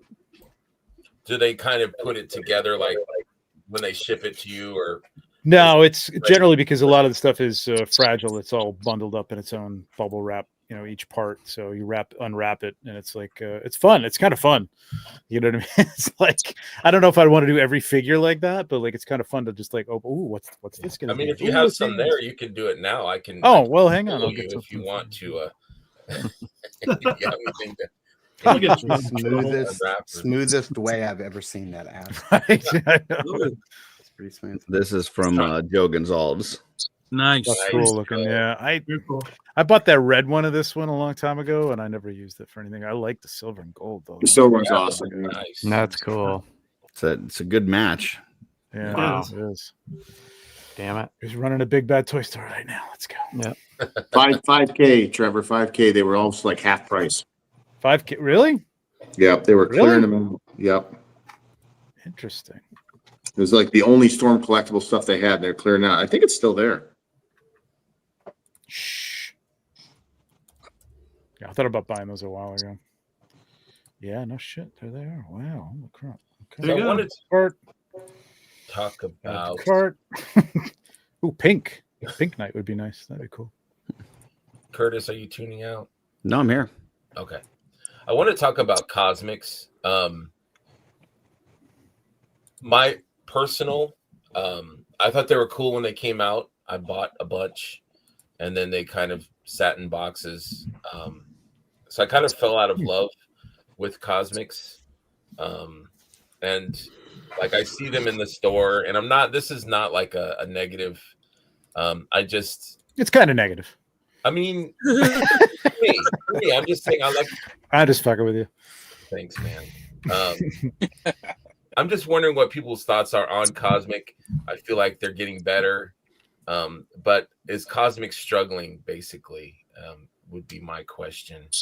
And I just wonder what you guys' thoughts are on that. And people in the chat, what are your thoughts on Cosmic, future of Cosmics? Do you guys collect still? What's your thoughts? Curtis? Man, I got a lot of thoughts. I know you do. I think it's quite clear that Cosmic is struggling. I think the fact that they did a heads pack this year to sell some figures that are sitting in their inventory and retailers' inventory goes to the fact that it's struggling. I think that if you look at the people that are buying Cosmic, most, if not all of the people that are buying Cosmic are ones that are also supporting Mythic. I don't think that there's been an influx of people that are buying Cosmic that weren't already Horseman collectors. And I think that's one of the biggest struggles is they haven't pulled in a new crowd. And so what you're doing is you're just stretching that dollar of the same crowd that you already had. And that crowd was already attached to a certain line. And so I think it's cool. I've picked up every release they've had so far. I've got every one on pre-order that they've got so far. But I think it is definitely struggling. And I don't know that we'll see another wave reveal until we have not only the Ox Crew in hand, but get some response from the Ox Crew on how it goes. And I think that I honestly think that Ox Crew is either going to make or break the line. That either that's going to be the thing that gets people to jump in, or it gets people to I'm done with this. So I mean, yeah, like what you think. Looks like Trevor's got it. Can I follow up on that? Because Yes. I think you're kind of right, and I think part of it is like the fantasy archetypes are so ingrained. You know what I mean? Like there's an orc and everything. There's back, to forever ago, century ago. So like people can just use those or pick up or know what they are, even if there's no property attached to it. It's a knight is a knight, right? You know what I mean? But these are completely. It's not like there's not even like. I mean, they're kind of getting like the Space Marine type of thing in there now, but there was nothing to latch onto like that with like Monster Force. It's like, okay, zombies with, in military gear. Okay. I can kind of, latch onto that, but this is all new. It's all new. It's all new stories. There's no property. Without a property, it's a tougher story to tell. I mean, they didn't start really telling, deeper stories with Mythic. I mean, they had the little bios and stuff like that, but it doesn't really coming together until like a few waves in. So they just kind of went, I think, on the archetypes, the fact that people like knights, they like orcs, they like goblins. But this is all new stuff. Like, you know, I don't know what this. And it's a new line. You know, so Cyborg and Alien. I think the Aliens were fairly popular with people just because they kind of knew. And I the think Greys, you know what I mean? They know what I think those if you're are. going to do a new line like this, like you have to market it to outside of the community that you're already supporting, right? Like it can't just be that, you know, you're all these people that are already buying Mythics, you know, spending hundreds and thousands of dollars a year on Mythics. Mm-hmm. Hey, by the way, here's a whole new line that we want you to yeah, because also, then you're doing this with your right. audience. So you got to reach out to other folks that weren't collecting anything from Four Horsemen and say, hey, maybe you like Star Wars, maybe you like Battlestar Galactica, maybe you like whatever else. This may appeal to you. And I haven't, you know, I'm not trying to throw shade or anything, but I haven't seen that. I haven't seen them reaching outside of the current community to try to draw in folks that weren't already collecting their product. And I think with a line like this, you need that. I think what they're trying to do, I appreciate, and I think it's great because it worked with like Einstemal, right? Like storylines, right? But I think, I don't know if the storyline didn't start off. I mean, I think the prison break was a cool idea, and I think those characters were great. I think the next one, I think the figures are cool, but I'm not sure you're getting a. This is not a. This is they're trying to roll it out slowly to get years out of this, but I don't know. I think it's a tougher sell because you got to have like a big. You want to tell a story, but it's kind of like people want battles. Like what's who's fighting who? Right. You know what I mean? Like, and this is, this last Ox Crew is great wave. I think some great figures, but it's kind of like crash landed. We met some aliens. I don't know. You know what I mean? It's like I think you need a little more fighting. Well, even some of the groups and the stories are very ambiguous on whether they're a good guy or a bad guy. Like sometimes you need that, for display purposes, for interest, for whatever. Like who's good, who's bad? I don't know. Like look at this group. Like which ones are good and bad? I don't know. They're aliens and and you could tell like what's Curran Ray? Curran Ray is like this mysterious figure that's going to come into play later on, but it's a long game as opposed to like give me bang up good guy bad guy sets and like these guys battle these guys and you know what I mean. I don't know, maybe too lofty. I mean for people, I'm not really sure. I'm not saying it's not bad. It's great, and I like Jeremy's writing is great in these things and it's compelling. I'm just not sure outside of, like you said, outside of our group of people, if people are used to that type of thing. You know what I mean? They kind of want to. A lot of people, like I know Robo's really into the Monster Force, and like most people don't know the story there. They don't care. It's just like, hey, zombie soldier guys, and like I don't care.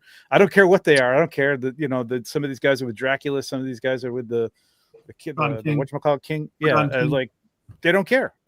You know what I mean? It's just like I didn't care at first. I don't, Well, even I think to put a finer point on what Trevor was saying right after Curtis finished was. Okay, so like with mythological stuff, like with fantasy, high fantasy stuff, a knight is a knight, a dwarf is a dwarf, an orc is an orc, a goblin's a goblin. Like you can latch onto those. They're very quickly like identifiable archetypes, right? But when science fiction is not like that, because with science fiction, you have to build the entire world around it, and you have to be invested in that world, whether that world is science fantasy like Star Wars, which has its own distinct aesthetic and look of it's distressed futuristic, right? Like that's the world of Star Wars. And then you've got like science fiction, which is like Star Trek, which is dystopian, like very Blade polished, Runner. very sleek. Exactly. Then you've got Blade Runner. You've got all these different types of sci-fi, whether horror, it's alien, stuff, alien and horror, or like Fifth Element has its own world and its own look and its own aesthetic. Like every science fiction world, Battlestar Galactica, whatever it is, Foundation, which is on Apple TV right now, like everything has its own look. You have to build this entire world. Like you don't have to build that entire world for do what? I don't think that's what we're saying. I'm just looking at Kirby's. That's not. No, that's no. No. I was just saying that I think that you have to build this entire world, and if you're not connected to that aesthetic, if you're not connected to that world, science fiction is harder to get into in that way. Everybody kept telling me that The Expanse was really good, and I tried my best to get into it, and I just couldn't. But I think one of the things that would really help is like what you guys are talking about is with the storyline. So whether or not they had a comic that came out along with it, or if they had just like some like novels to like come out, you know, to sort of like round out that world to get us vested into these characters, you know. I want to know, like, maybe a character that I'm not that concerned about, maybe he's got a really cool storyline, and or they flesh him out and make him a really cool character, the way he talks, just a or single narrative story in a comic book or something. But the comic book's coming out, but it's kind of like getting that out to people is difficult too. Like, sure. Oh, it's a lot of work. Yeah, it's a lot of work. Go ahead, Curtis. So we're in like the golden age of toys right now, because we've got, you know, the kids that grew up in the you know 70s, 80s, 90s are older and they have money, and you know, we want stuff. And so you see a lot of the rehashing of stuff that we had as kids. You know, you got G.I. Joe and Transformers and Masters of the Universe and all this kind of stuff, because you go to a toy show or something and you see those things, and you have that nostalgia. If you don't have that nostalgia, there has to be a hook. There's got to be something that pulls you in. And we've heard it from the Horsemen, like the Motu tributes. As much as a lot of people don't like the Motu tributes, that pulls a lot of people in. Figure Obscura pulls a lot of people in. The Templars, there's some people that hate the Templars, but somebody sees a Templar on the table and are like, I recognize what that is. I want to see what that is, an orc or whatever. With Cosmic, I don't think they have that. They don't have that draw. So like, I don't have nostalgia. You're not pulling me in. Like, there's got to be something that like gets. There isn't even a builder thing. Like if you're like with Brett, if you're into skeletons, like I'm just gonna, you know, collect skeletons. I love skeletons. I love vampires. They're all archetypes that we know. That's the thing. You know what I mean? We do have the grays, and like I said, I think I've seen a lot of people, these photographers, do stuff with the grays. The other thing with like collecting and like displaying or photography or whatever is like fantasy. I can, you know, I take them outside like Kevin Boots does and put them in the forest and take a shot. You need some dioramas and stuff for sci-fi. You need, you know, ships and props and stuff like that. You know what I mean? It's but I different. think that some people will tune but they're out doing the props now, so you got some props. That's cool. I think that people are either sci-fi or not, and that's the problem. I think that's the other thing. That, you know, like if somebody is into sci-fi, they're going to stop and look at the Sphexian whatever, or the Greys or whatever. But if it's not your thing, like, they lose that whole, you know, people keep walking. And that's also, I think, the problem with like Western stuff, or, you know, samurai stuff, ninja stuff, you know, stuff like that. Like, you know, what do they pick that people are gonna? So like, if it's just sci-fi, if people don't like sci-fi, then it's done. They're not gonna find something. They're not gonna do the work to try and find something that interests them in the sci-fi cosmic stuff. And I'm gonna disagree with the Four Horsemen on one point only. And that I know like their initial offerings and everything, and from what we've seen so far that they've released and revealed, is they're kind of hesitant to put human characters into this world. Right. They want everything to be some type of alien creature or whatever. But I think with sci-fi specifically, it helps to have some like human central characters, because that's our gateway into that world. Like, we're relating to the way the humans react like to the Luke world around. I think they've realized that, and I think the Heads pack was kind of like an answer to that came out. So I think they realized that as much as I didn't want humans in there, I just like that to see, but that's world building. Like, I wanted something where like, no, there's no humans here, but yeah, I mean, that's kind of how you relate, like you said, to a character sometimes, and maybe it makes it easier and more accessible. But I think that'll probably change a little slowly. They're not human, they're not Earthlings, but they're more Earth looking. But we're experiencing this world. We're experiencing the world as those human characters. That's our gateway. That's the person we relate to, so we can experience this crazy new world that we're being thrown into through their eyes. And I think that helps narratively bring people in. If there was like, if they had come out the gate and said, here's our story and here's a Han Solo type character, and then here's his, you know, orange four-armed buddy that, you know, he tags around with, like, I think that kind of like helps pull people in to the story a little bit. I don't know. Maybe I think they're also trying not to do tropey stuff too, which is tough. Again, it's cart before horse, because like with any of this stuff, again, doing a fantasy line that's not based on anything isn't easy either. But like Shmurb was saying, like there's samurai stuff that people just pick up. There is no storyline with them, but people understand. They recognize samurais. I've it seen initially. a samurai. Yeah. I like samurais. I know that world. I don't care what your story is behind this little figure. It's going to be my samurai from whatever, you know what I mean? And whereas this is like, you kind of have to be a little more imaginative and like, okay, I'm going to make something out of these, even if I don't care about the lore. But it's cart before horse. Unfortunately, they don't have a cartoon. They don't have a major, you know, outlet for this stuff. So it was a, you know, it's a ballsy move. And I think the figures are great. Going back to what your questions were, I love them. I love the line. I need some more environments too for myself to do what I do with photography. But I love shooting them. They're great looking figures. They're really, I mean, the detail on them is insane. The values are crazy. This is negative. Like we're not shooting. Like I'm not. Yeah, no, I know. Negative. I just thought it would be something interesting for us to talk about. And I do think that they are, Heinrich, you're next. I do think that they're going in the right direction. We've got, you know, soft goods coming and different aliens and mounts and stuff like that. So I think, and like some people in the chat are saying, it's an early line. It's just starting. But it's like, you know, hopefully people will still be interested at this point. You know, like I think there was a lot of tusks in the beginning, and I think, sorry, Curtis, I got tusk fatigue. And so I was like, I'm just kind of tuning out. But that is the only thing that's selling right now. So for customized, you get yeah, I mean, because it is like a knight in the fact that you can take a tusk head off on and put any painted head on there, human head, alien head, whatever, you can pop it on a tusk body and it works. And I think that's the allure of the tusk.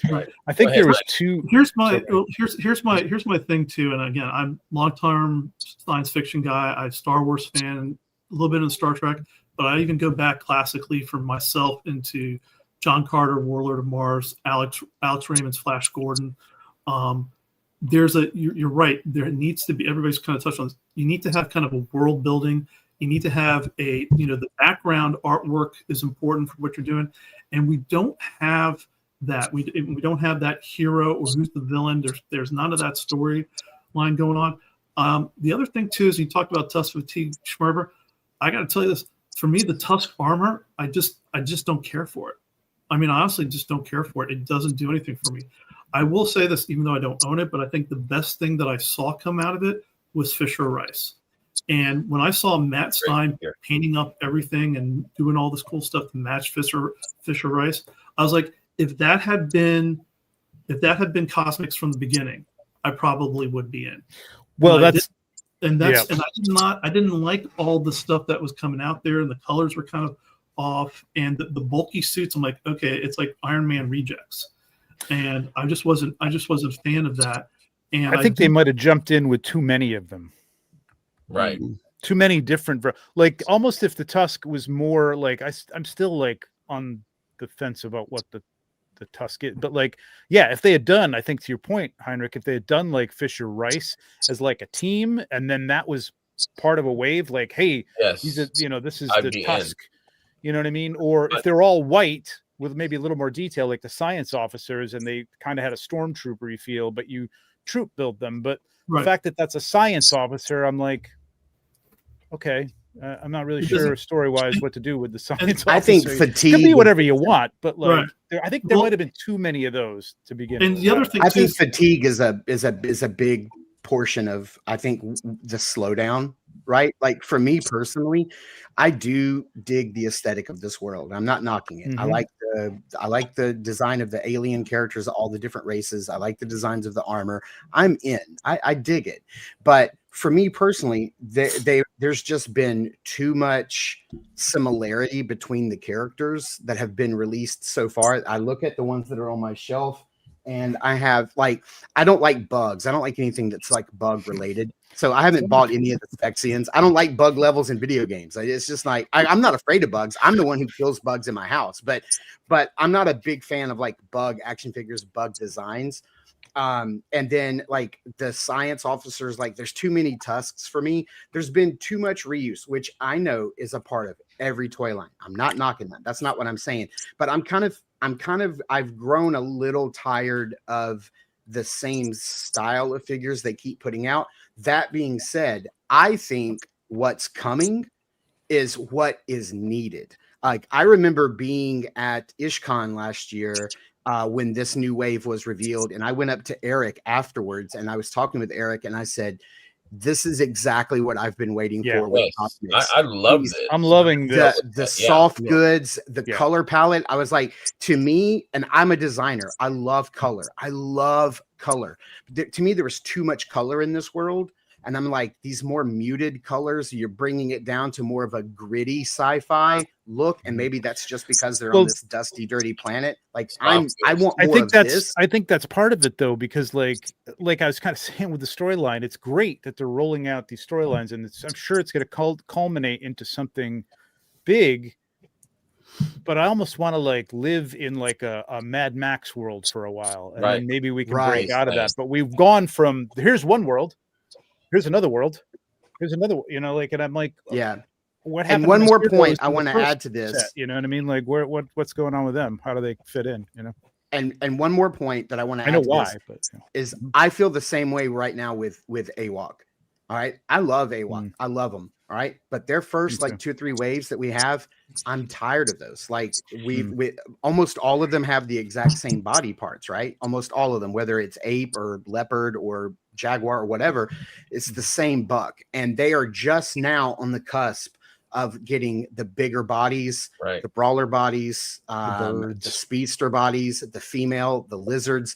And I think if they can get this next chunk of figures out, it's going to be that big hurdle, that big hump that gets them over this little slump that they're in, and that people are really just going, it's going to explode. And I kind of feel the same way about Cosmics. Once these next two waves come out, I think that's going to be the burst of energy like this line needs to really like kick it into gear and get it going. Go ahead, Curtis. Ox Crew is going to be cool.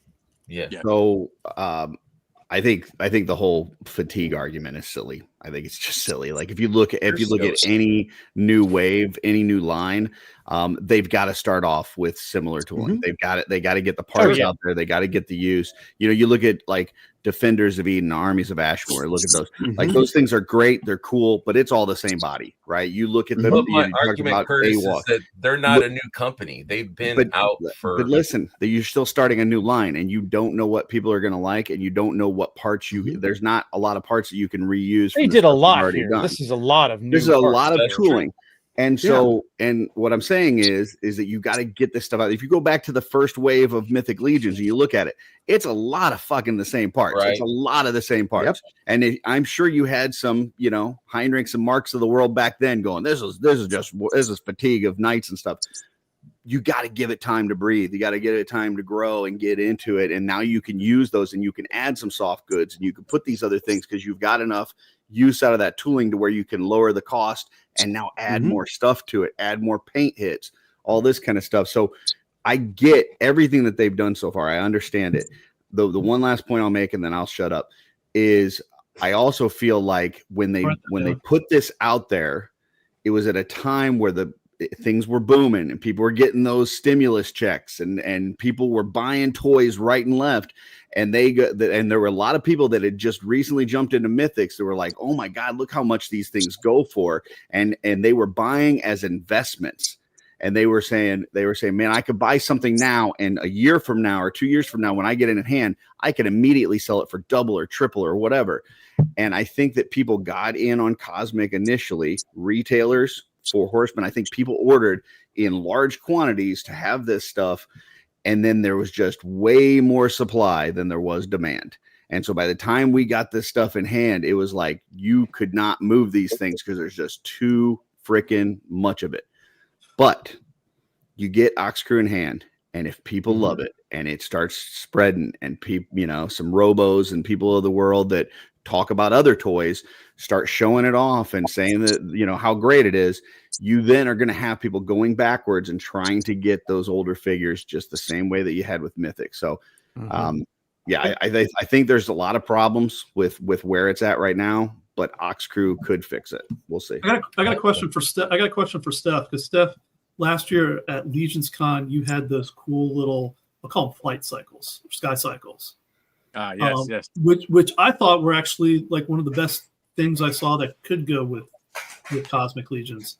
So how did they sell? Dave, I don't have any more. I'm actually working on a few extra props for Cosmic. It was a surprise to me because I'm not a huge space sci-fi collector or fan. But when Cosmic came on, I got this creative boost. I just wanted weapons and vehicles, and props, and dioramas. So to kind of lend to what Trevor was saying, you know, that world building, it for me as a creator, it's great because I don't have that limit that I would have in a high fantasy environment when it comes to like medieval or mythic. With space, you can do anything. You can add, you know, arcane elements. You can go as advanced as you want. So I'm actually working on a spaceship, like a Slave One sized vehicle. Artist formerly known as Slave One. Yes. Well, yeah, for creatives, for creators, I think it's great. I think it's an awesome playground. I just like, I'm looking at, okay, so this is one thing. I work for this company. I gotta be careful, but I love Cosmic. Like, I love Cosmic, and I love this figure. Okay, I love the Sphexian mine worker. It looks cool as hell, right? But I don't know what to do with a mine worker. In you know what I mean? I did the shot and it was cool, but then I'm like, yeah, you know, like mine worker. I don't know. No offense, Joe, Gonzalez. I would say ask Trevor. I'd say ask Joe what to do with the mine worker. I know. I want, you know, it's a robot that transforms into a building. What's fun about a building? That's a big reference. Trevor sounds like from Big, yeah. What's fun about a mine worker? Well, yeah, kind of. I don't know. Like, I don't. It's a mine worker that transforms into a building. GM. Whereas if I saw this in a video or a cartoon or something like that, and these guys had like this part in it that meant like something, you know, important, then I'd be like, "Ooh, I want those guys." You know, it's like the people with Star Wars. Like, I need that guy who's in the back scene of the cantina, like the Wolf Man. Like, who cares? Right. But I gotta have him. Like, I want to have him.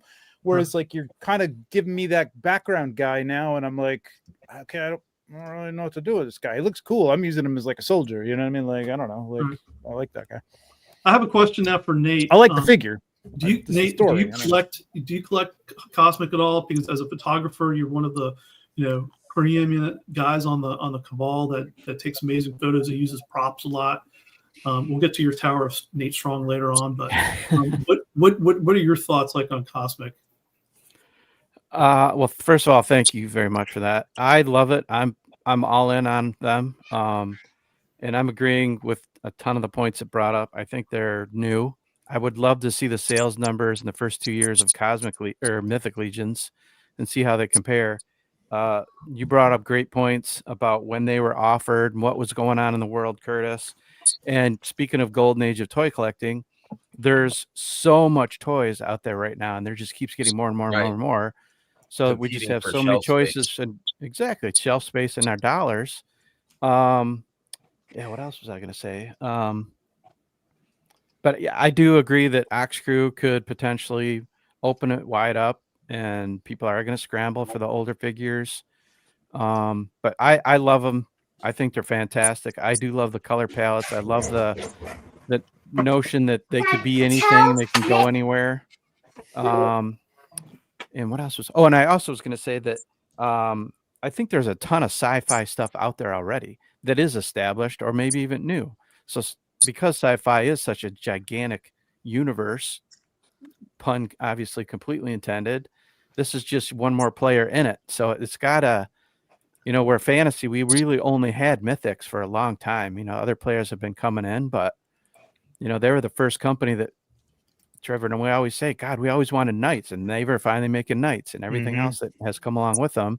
But sci-fi, we have a ton of other choices from other companies, again, established IPs that have been out there for decades. So they do have a struggle, but I think, yeah, if they get exposed correctly, they get in the right people's hands, photographers, reviewers, I say, yeah, they've got a strong shot of surviving. But I love them. I think they're amazing. They photograph incredibly well. And again, another draw for me, when even though we know what orcs and elves and knights and stuff are, I loved the fact that when I was starting getting into Mythic Legions, there was an established story. I've grown to get into the lore and love it, and I want more. But I love the fact that I could do anything. I could make these characters if I want, anything I want. And to me, it's the same thing with Cosmic. But you do want a little direction, like that's why I've gotten out of like some of the Mezco Rumble Society stuff, because it was just like, okay, they did have comic books with them, they had some stories, but they didn't go anywhere. Like, I didn't know what to do with these figures. You know what I mean? Like, yeah, use your imagination, do whatever the hell you want. Yeah, I kind of do that with Doc Nocturnal or whatever. He's battling anybody. But you know, the Gomez, I kind of got a little tired of the Gomez. No offense, Blake. No, I appreciate Blake, because Blake's buying all my Gomez. But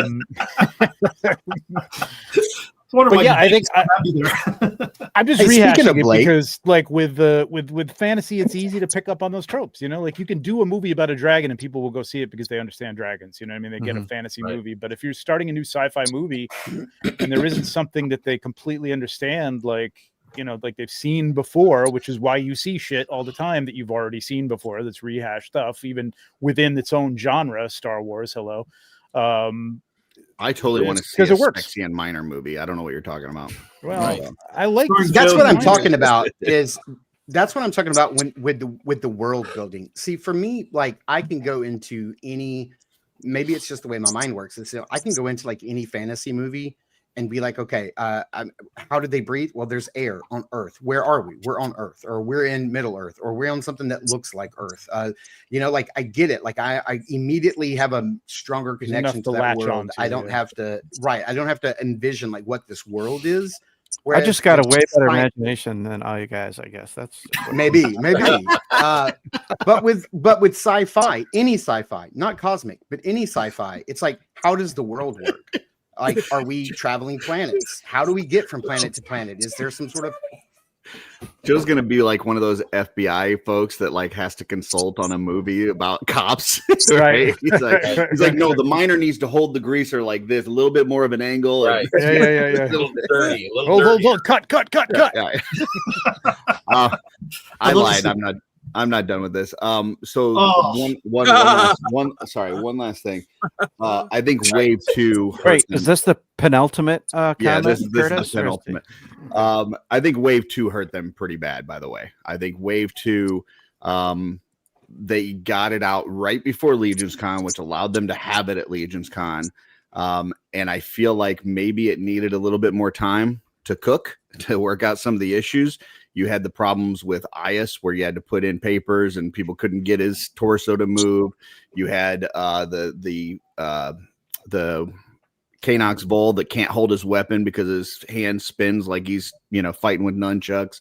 You had the problems with Embira smelling like it was just like the amount of, as an admin in the Cabal, like the amount of crap that we saw over those few weeks. Like when it first came out, was it for anybody that was like on the fence on whether to get into Cosmic, there was a lot of press that said don't get into Cosmic, like really early on. So in one way or another, I hung an Embira in my car. Actually, I like this one. Gotta hang it from the rearview mirror. Christmas tree. I rub a little behind the ears. So Blake, what are your thoughts? We haven't heard from you. I wanted to get to Blake. Yeah. I mean, I don't want to reiterate everything. I think there's a lot that was echoed here that was spot on. I think there's a lot of outside thought process. I guess I look at action figure collecting story involvement is it takes time, right? It just takes time. And one of the things for me being in the collecting world is to be open-minded and understand that art is art. And sometimes the end result doesn't come to fruition right away, right? So patience is a virtue with stuff like this.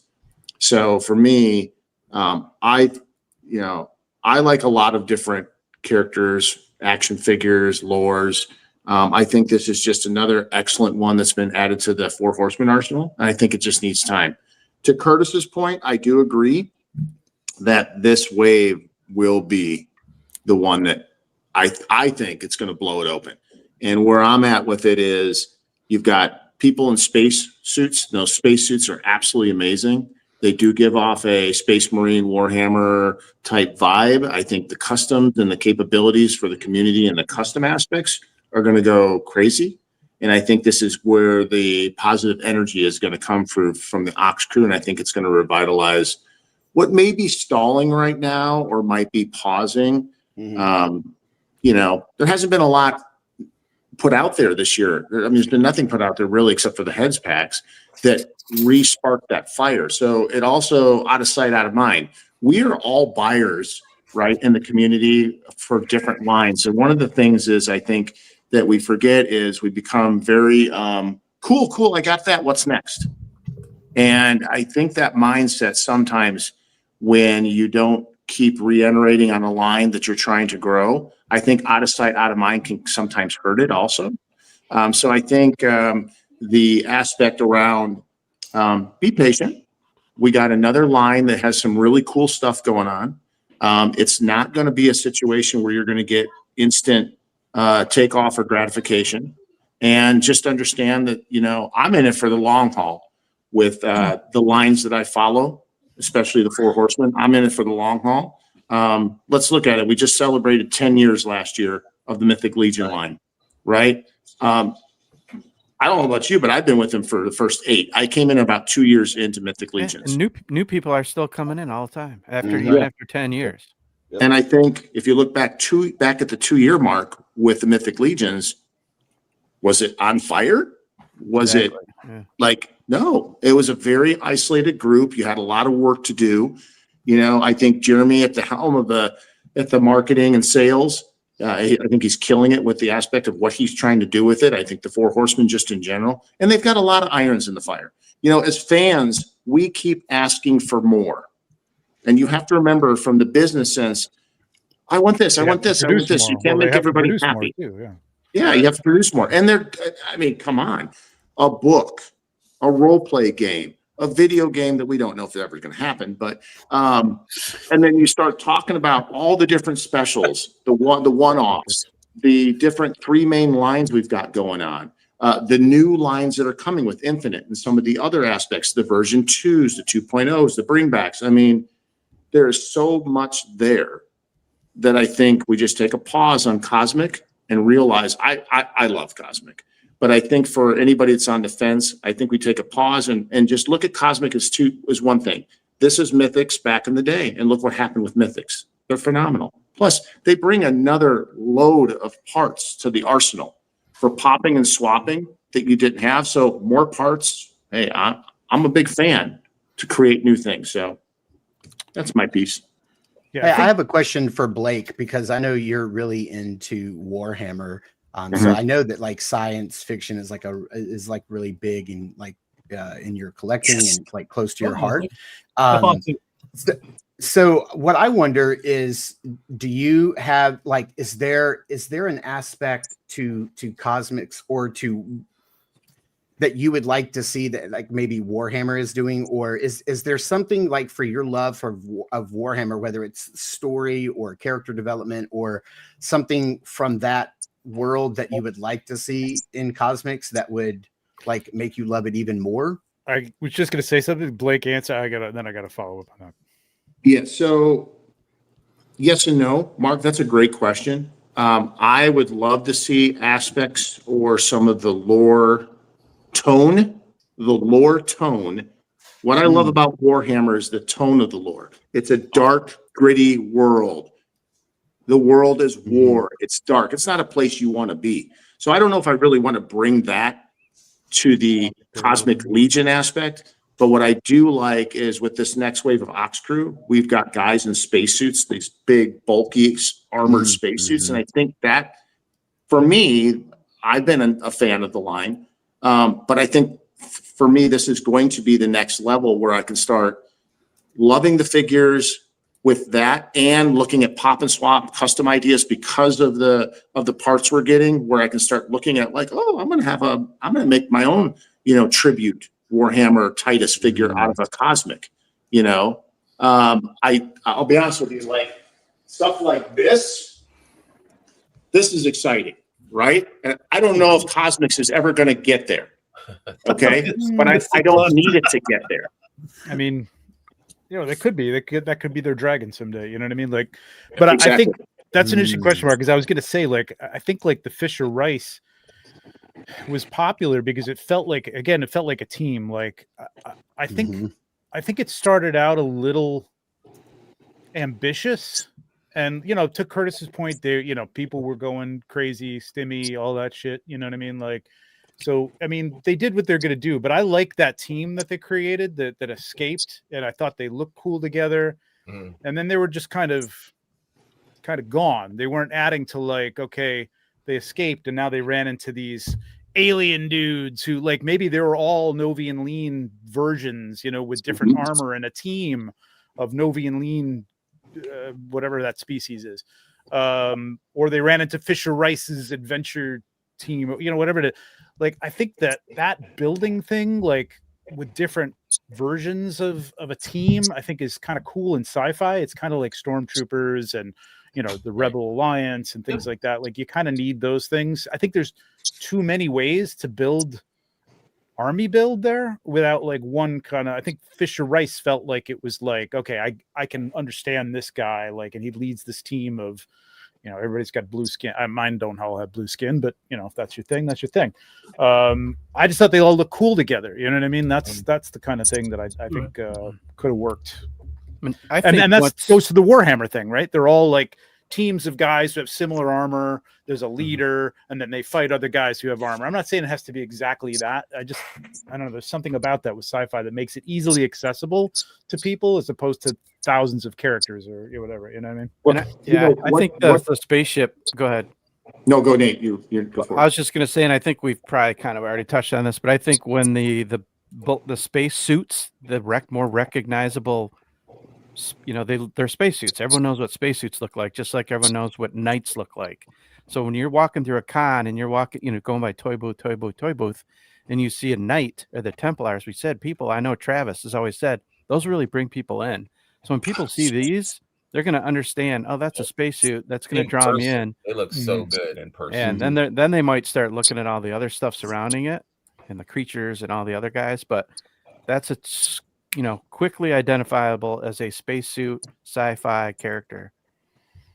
I know I don't know a lot about Warhammer, but one thing that I think is super cool, they've got these orcs that like enhance themselves with cybernetic parts, and I think like who does the best orcs? It's Four Horsemen, and if they did something like that with cybernetic orcs, that just would be a lot of fun. And I know it's part of the lore where like if they think collectively, if they think something is true, it becomes true. So like they think that if you paint like missiles, if you paint them yellow, it makes them explode bigger. And so it does. And just kind of silliness, like add a little silliness factor combined with some of the stuff that they already do well, like orcs. I think and a little more could work. Actually, like what do you want? What's your inclination to do with these guys? Like Blake, like this is like, to me, it's like you make a team like Warhammer. You take like 5 of these. What is his name? Velik? I forget. Belloc, yeah. Belloc, yep. Like you take 5 Veliks and you put different markings on them and stuff, and you give them like all sorts of weapons, and they're like a team again. You know what I mean? Like I don't know. It's like battling. I mean, I'm gonna shut up. You know what I'm saying? Like, I don't know. It's a little more action adventure type of thing than Trevor, you're totally onto that. Like, I totally agree with you, because we as human, I'm not trying to be psychology here, but we as human beings like to find groups and cliques, right? We align with camaraderie or teams.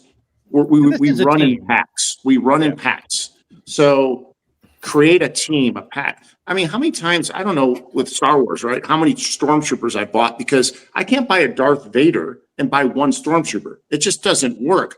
In my brain, I can't put a Darth Vader on the shelf and put one Stormtrooper next to him. Depends on my wallet, what my wallet tells me I can do.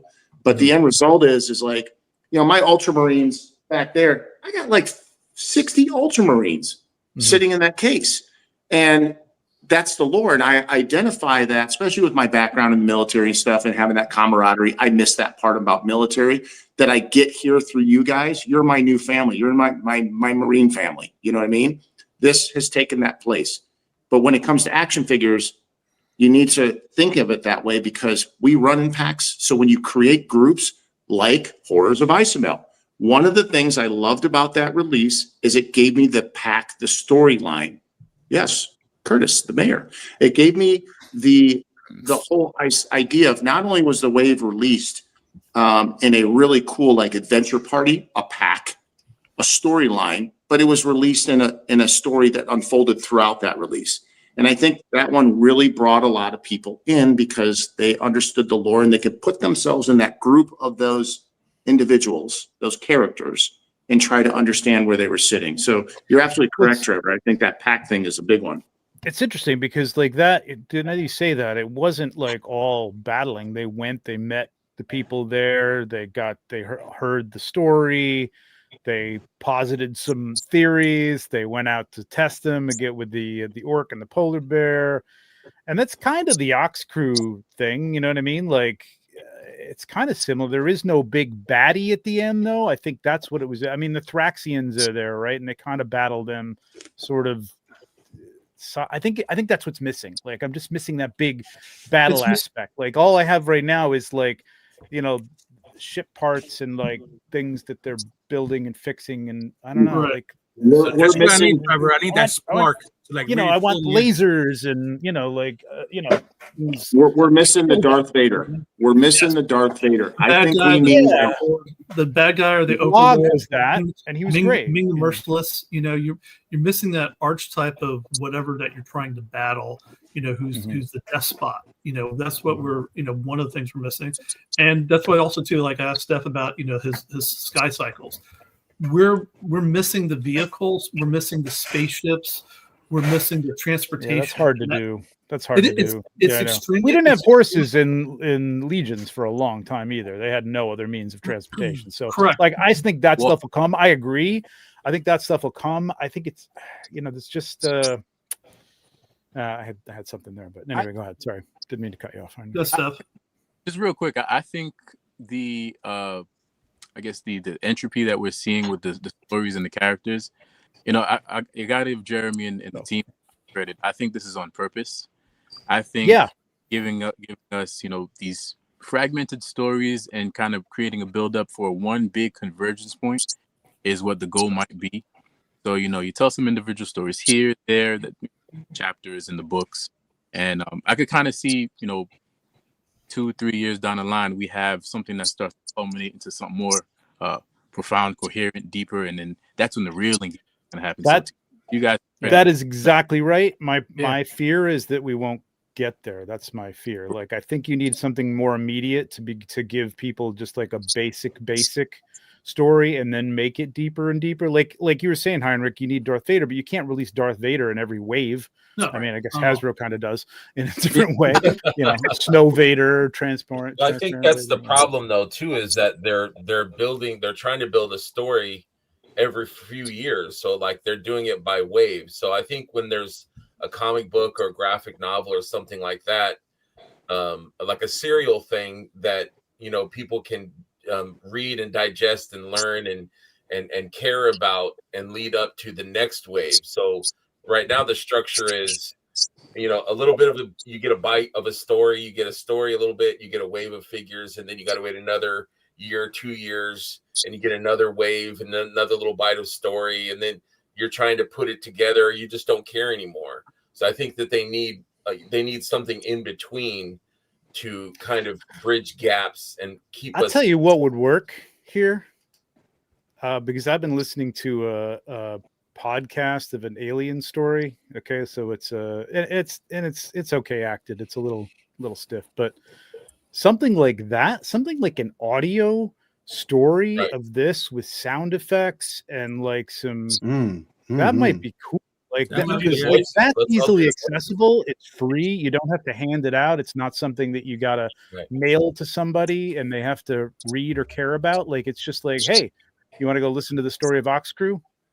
Yeah, You know, Mal- it might cost some money to get some good production out of that, but I don't know, even maybe within the community. You know, you could get some volunteer voices. You can get Blake to be the Space Marine. You could get Joe G to be the Sphyxian Miner. Yeah. You can get Curtis to be the Warden. I mean, you got so many cool people in here. Mm-hmm. I'm ready. Just give me my part, man. I'll be Yeah, like, let's Curtis go. would Yeah, be a lot of video game every companies touch. do that. A lot Yeah. of video game companies do that if they have like a big major video game coming out. I know that like there was one big huge RPG that came out earlier this year that did that very thing, because I think it'd been 10 years since they'd put out a game. Dragon Age Veilguard or something, I think, did that. And I listened to that podcast and it was great, because I was like, okay, it's been 10 years since they put out a game. I don't know the lore, I don't know the world that we're going into, and I think it was like 8-part. But yeah, that was something. I mean, it's, yes, you have to write a story. Yes, you have to get some voice actors. Yes, Well, the you have story's to already do, like, there. some, yeah, You got to I mean, script it and out. then- You got to script it out. Right. You Yeah, gotta take the exactly. story and Yeah, script it. But I think that that's like a brilliant way.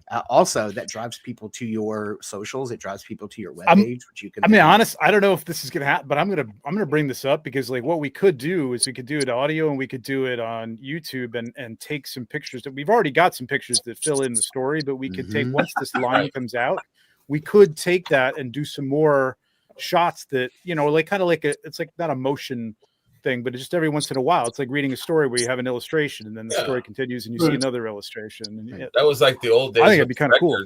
The storybook that came with the record. Yeah, Yep. yeah. Takes the record and you got Yeah. the storybook. Ord Mandel. Right. You know, we don't have to wait for the Horsemen to do this. We could just do this on our own and just put it out there, and then, you know, that would be awesome. I just like to I'm not say paying for I that. would like to be like the Stan Lee in the Marvel universe. I don't need a big part, but I should be in every episode. well, we do you know have to how- make sure people know who you are. yeah. So Yeah, You know they're how like, it- there Oh, Yeah. what happened? Oh, Oh, that's too bad. What did we lose? What happened there? Executive producer, What happened? producer Curtis Ackerman, executive producer Curtis Ackerman. Curtis, what director happened? Curtis Ackerman. it's a small part in every episode, so people know. Well- Hey, we'll see him. Don't worry, he'll be there. you know how You're not going to see you. That's the problem. D. Bradley Baker does the voice of every clone in Star Wars. Yeah. That's you, but you'd be all the Tusk, every single Tusk there is in Cosmic. That works. Absolutely. Very Ed, good. I want to hear from you, Ed. You've been the quiet member here, and I want to know what you think of. I thought he was asleep. No, stop the cat. What's your Yes, thoughts, sir. buddy?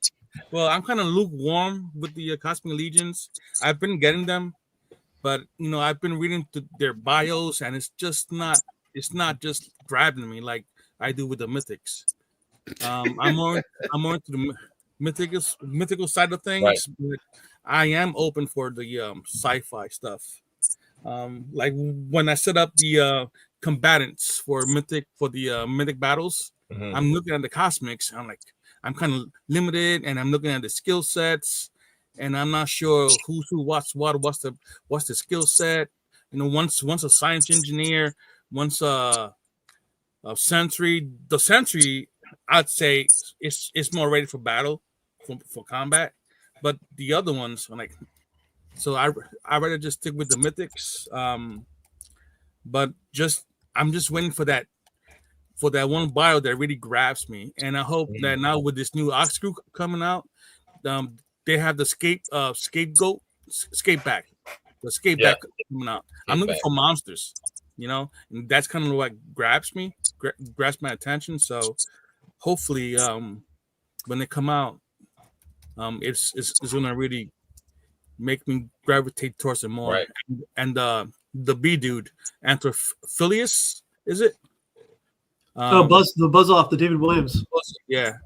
So that's really like it's really catching my attention. So, yeah, you know? I mean, you know, Really? look, to me, it's all about it's all about the character and how, if there's a hook there that Mhm. attaches me, but that means there has to be a narrative there that I have access to. Bingo. I'll give you two examples. One, I was at no point ever super excited about Sir Andrew coming. To me, I was like, oh, another knight. Like, yeah, he's got some different parts, but I kind of dismissed him at first when I first saw him. Even though he was all bronze or copper colored or whatever. But then I heard in a review he was a pyromancer, and I was like, holy crap, like that's cool. I don't think we have a pyromancer in Mythics yet. That's amazing. Yeah. With AWOC, when I found out that Vero Atlas was their first wizard that they had produced, or that the first wizard character that was in the line, all of a sudden I immediately gravitated towards that character. My favorite droid, sorry, I know this is going to, hurt some longtime purists' feelings. My favorite droid in Star Wars is Chopper. He's just a regular R5 unit. I don't even like the R5 designs. Like, I think they're kind of goofy because I was like, oh no, the standard design is R2D2. But Chopper's character, how he doesn't really care about what everybody else is doing. He's gonna hear the directions. He's gonna go do what he wants to do, and he's so disgruntled and he gets angry at everybody. Like, that's me. Like, like I love that character. But it's all in all three of those cases. It's the narrative that comes along with that character that was the gateway into me loving that character. And I think really and truly, I just think if they just had more of a lore, more of a narrative that people knew and had access to and didn't have to go like necessarily like hunt and seek and find it out. We all know that there's a lore there. We all know that there's a story per wave. But if other people don't know that and they're not going to seek it out, then I think that would do wonders. That right there, that figure, I cannot wait. That is like my most anticipated, I would say probably one of my top 3 most anticipated figures of the year, because like I know nothing about this character. It's very mysterious. I love that. At first I thought it was a robot. Then I found out that's a helmet, and I just immediately am drawn to this character. Like, I can't wait to find out more about this character right here. I love it. Current Ray. Yeah, that's interesting. I wonder why. I mean, it's a great looking figure, and there's also stuff, but I know a lot of people were drawn to this, and I'm not trying to think like what is it that is drawing people into this and turning people off to this. You know what I mean? Like, I do want to see more alien creatures. I want to see. I mean, I realize that's all new parts and stuff. I think the Ugcha and those or Ugha, the Veblians are like really cool, and they're in that direction. Yeah. Still, bipedal, 2-armed, whatever. I want to see some more. That's one of my favorite. Yeah, I mean, the Skateback's a good start too. Like, I just want to see more like less creaturey, like dumb creature type thing, and more like intelligent, like spider, like people or something like that. You know what I mean? The snake. I think the Ninians could be like, those body parts could totally be used in cosmic in some way, shape, or form. Oh, you know for what sure. I mean? Like, yeah, that's kind of what I'm looking for. Like, just I love these dudes. These guys are great looking. I think. I like that. Mark, I just want to question. These look cool. Yeah, that headpiece is nice. That head. Yeah, I want this figure. It looks great. I just want to kind of live in this world for a while, though, and I guess maybe know more about them. You know what I mean? I mean, it's hard to do if you don't have. That's why I think I'm actually going to write Jeremy about this. Because, the thrashings are pretty darn cool. I love those thrashings. Something to give people like a little more story besides a lot of people don't read. Thank you. I was about to say. But the sound effects and things like that, I think it'd be cool. Like, because I think there's really good stories here. I just think they're not, how coming across in small bits. You know what I mean? Yeah. Hero Legions, they do their. Well, they're reading the stories. But they're adding music to them. Yeah, sometimes, that's what I'm saying. And they have different voices. And, Yep. Yeah, that would be fun. Mark, that's a Legion Science thing. We're doing that. That's ours. All right. I thought it was interesting, Mark, that you were saying that you want so much information and backstory and stuff, yet at the same time, we know nothing hardly about Current Ray, and she's the 3rd most anticipated figure for you this year, just purely based on looks.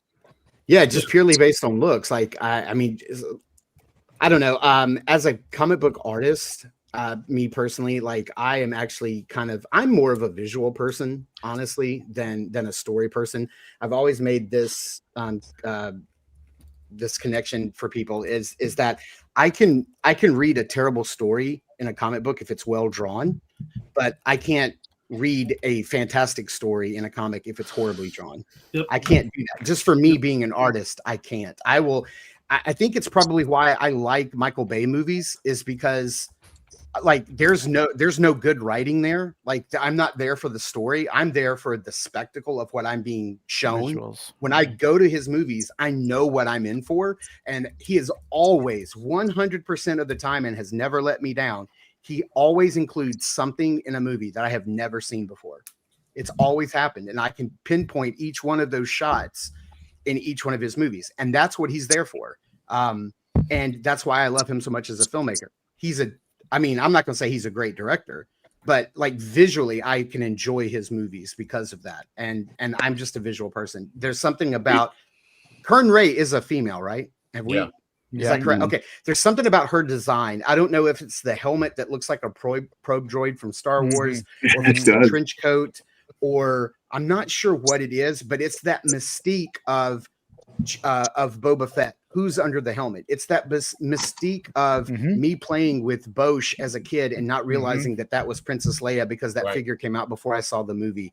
Or it's the mystique of what's underneath, like what can be revealed. But yeah, visually, that's a home run. Like that character just looks incredible. Well, there's something there too, that it ties you to your childhood, like Fisher Rice or the mystery of Kern Ray. Yeah. You know, like you're thinking Boba Fett or Bouche or adventure people, you know, like there's a nostalgia tie that makes us, you know, oh, I'm going to pick that up. I don't know anything about the lore, but it's a cool looking figure because it reminds me of something. So that's something too, you know. More so than anything, I feel like the next two, so Ox Crew book 1 and 2, I feel more than anything, they feel more like Star Wars to me than anything else in cosmics. And I am down for that. Pour as much Star Wars into cosmics as you want. I'm here for it. Like, I need that. Go ahead, Curtis. I was just gonna kind of say what Dagobic Keon Custom says. Farley. Yeah.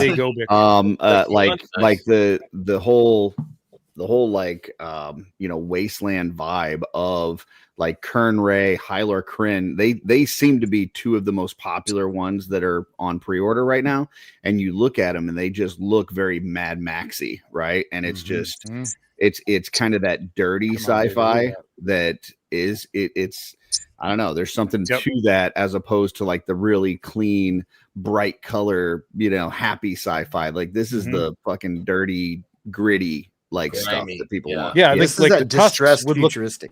Like the tusks would look better as with like some weathering on them. You know what I mean? Like a wash. I think. Yeah, like you look at that equipment that they've got in those accessory packs, and it's fantastic. It's like 60s sci-fi space stuff, right? Like it is, like it's still got like a green screen on it and stuff. It's I don't know. It's futuristic, but it's still like not futuristic. I don't know how else to say it, but like look at that this right there. like dirty, gritty, grimy. It's perfect. Yeah, this is exactly what I want to see out of this. And they need this vehicle. Like this needs to be a thing. Yeah, I really think they should do that as a kind of a HasLab-y type thing, but I don't know. I think they just have to build the interest. But yeah, I love this character. I just love the soft goods with the space stuff. I think just looks. That's what I want to kind of. I get it. I get more of a vibe of like a personality out of this character. With this kind of thing. More very Star Wars, very Dune, very Mad Max. Yeah, and again, okay, right there. I see, like this is going back to the fantasy thing. I understand that. I kind of get that. Right. I can almost I can almost relate that is what I'm penultimate. With, I think is the word you're looking for. Yeah, penultimate. Exactly. Thank you, Curtis. I always come to you for absolutely vocabulary. For the vocabulary. But you could put like you just said, Mark, Boba Fett and Kern Ray. Like it's like, oh, I understand the mysterious space character with a cool helmet. You know what I mean? That's it. Archetypes. It's kind of. I think somebody said it earlier. It's kind of boring. You don't want to do cookie cutter, but you kind of need that a little bit to kind of grab onto. You know what I mean? Like to say, okay, I'm into this. This is cool. I feel now like you can introduce me into new stuff that I've never heard of before.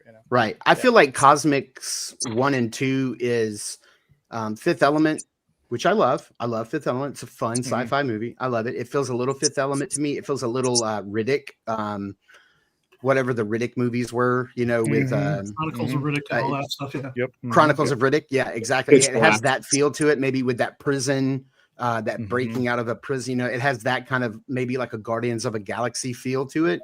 Whereas Ox Crew is starting to get into Star Wars. It's getting into more of that sci-fi that I love, and maybe that's why I'm responding more to the newer stuff than the older stuff. Just me. Yeah, and I personally. like the soft goods. I love soft goods. You partnership. put soft goods I on a mean, team. Yeah, I like the idea that you know, they didn't really put it out there as this, but that you had to read into it. But Novi and Lean and Mbira were a team. You know, I like that. That's kind of cool. You know, there's stories there. I think there could be more of that kind of stuff. You know, just like maybe 2 or 3 members are a team. That's the Fisher Rice. That's the adventure. Yeah. You know, like they're a team. You know what I mean? It looks cool. I could see Novian and Mbira as a team. You got Smelly They are. and Ugly, and you know, exactly. just kinda, like, yeah. Well, they're attracted to each other. Yeah. There you go. I think the Karzanians don't have olfactory senses, so it works out. So there you go. There you go. Or Karzanians. Blissful ignorance. That's right. There you go. Absolutely. And like I said, some vehicles would also help out, and they don't have to be the biggest thing. I mean, that Ox Crew thing that you had, Trevor, that they used for the photo was great. Like people like, oh, because the question came out, are they going to make that? You know, and that's something too that attracts people into the sci-fi. Like we've had, you know, Star Wars. I think one of the greatest things they had for us as kids back in the day were these really cool ships that would take us on adventures. And that there was also there was also a lot of companies at the time that were trying to come up, like the Space Shuttle or whatever, that you could do something, but nothing was like Star Wars, where you had, you know, the Millennium Falcon was breaking down all the time. Yeah. It was a broken universe. Like that was the unique thing about it. Yeah. Distressed, futuristic. Then from that even became dystopian, which we had dystopian with kind of like in terms of like 2001 and some older things where like the world wasn't going to be as great as we thought it was, like after the 60s, 50s and 60s. But then it got really freaking dark with Blade Runner and Alien and shit like that. Like it really got dark. I mean, it's in the opening crawl of Star Wars a long time ago. This is not far in the future that we can't imagine. This is a long time ago, you know? Yeah. I want to see some broken things. A lived-in world. Yeah, this world's been around for a long time. It's things are broken down, and you can see the period shift for, like, you know, Phantom Menace, because that was before the wars, so everything was nice and clean and beautiful. And then even further back with, you know, High Republic, you know, keep going backwards. Like, yeah. But yeah, more distressed. Hey, Greg, who knew that you were going to pick up this simple question and it was going to be an hour-and-a-half conversation? Right? Oh, I knew. I'm like, should we keep going? Should we, you know, wrap up this topic? I just didn't want it to come out as me being negative about the studio. I think for most of us here, we are collecting this. We do want it to be successful, but there's definitely some struggles early on. Yep. So yeah, absolutely. I think I have every. Just to reiterate what Curtis said, I think I have every release. I mean, there's a couple that I don't have, like Mbira. I never bought her. She's a great figure, man.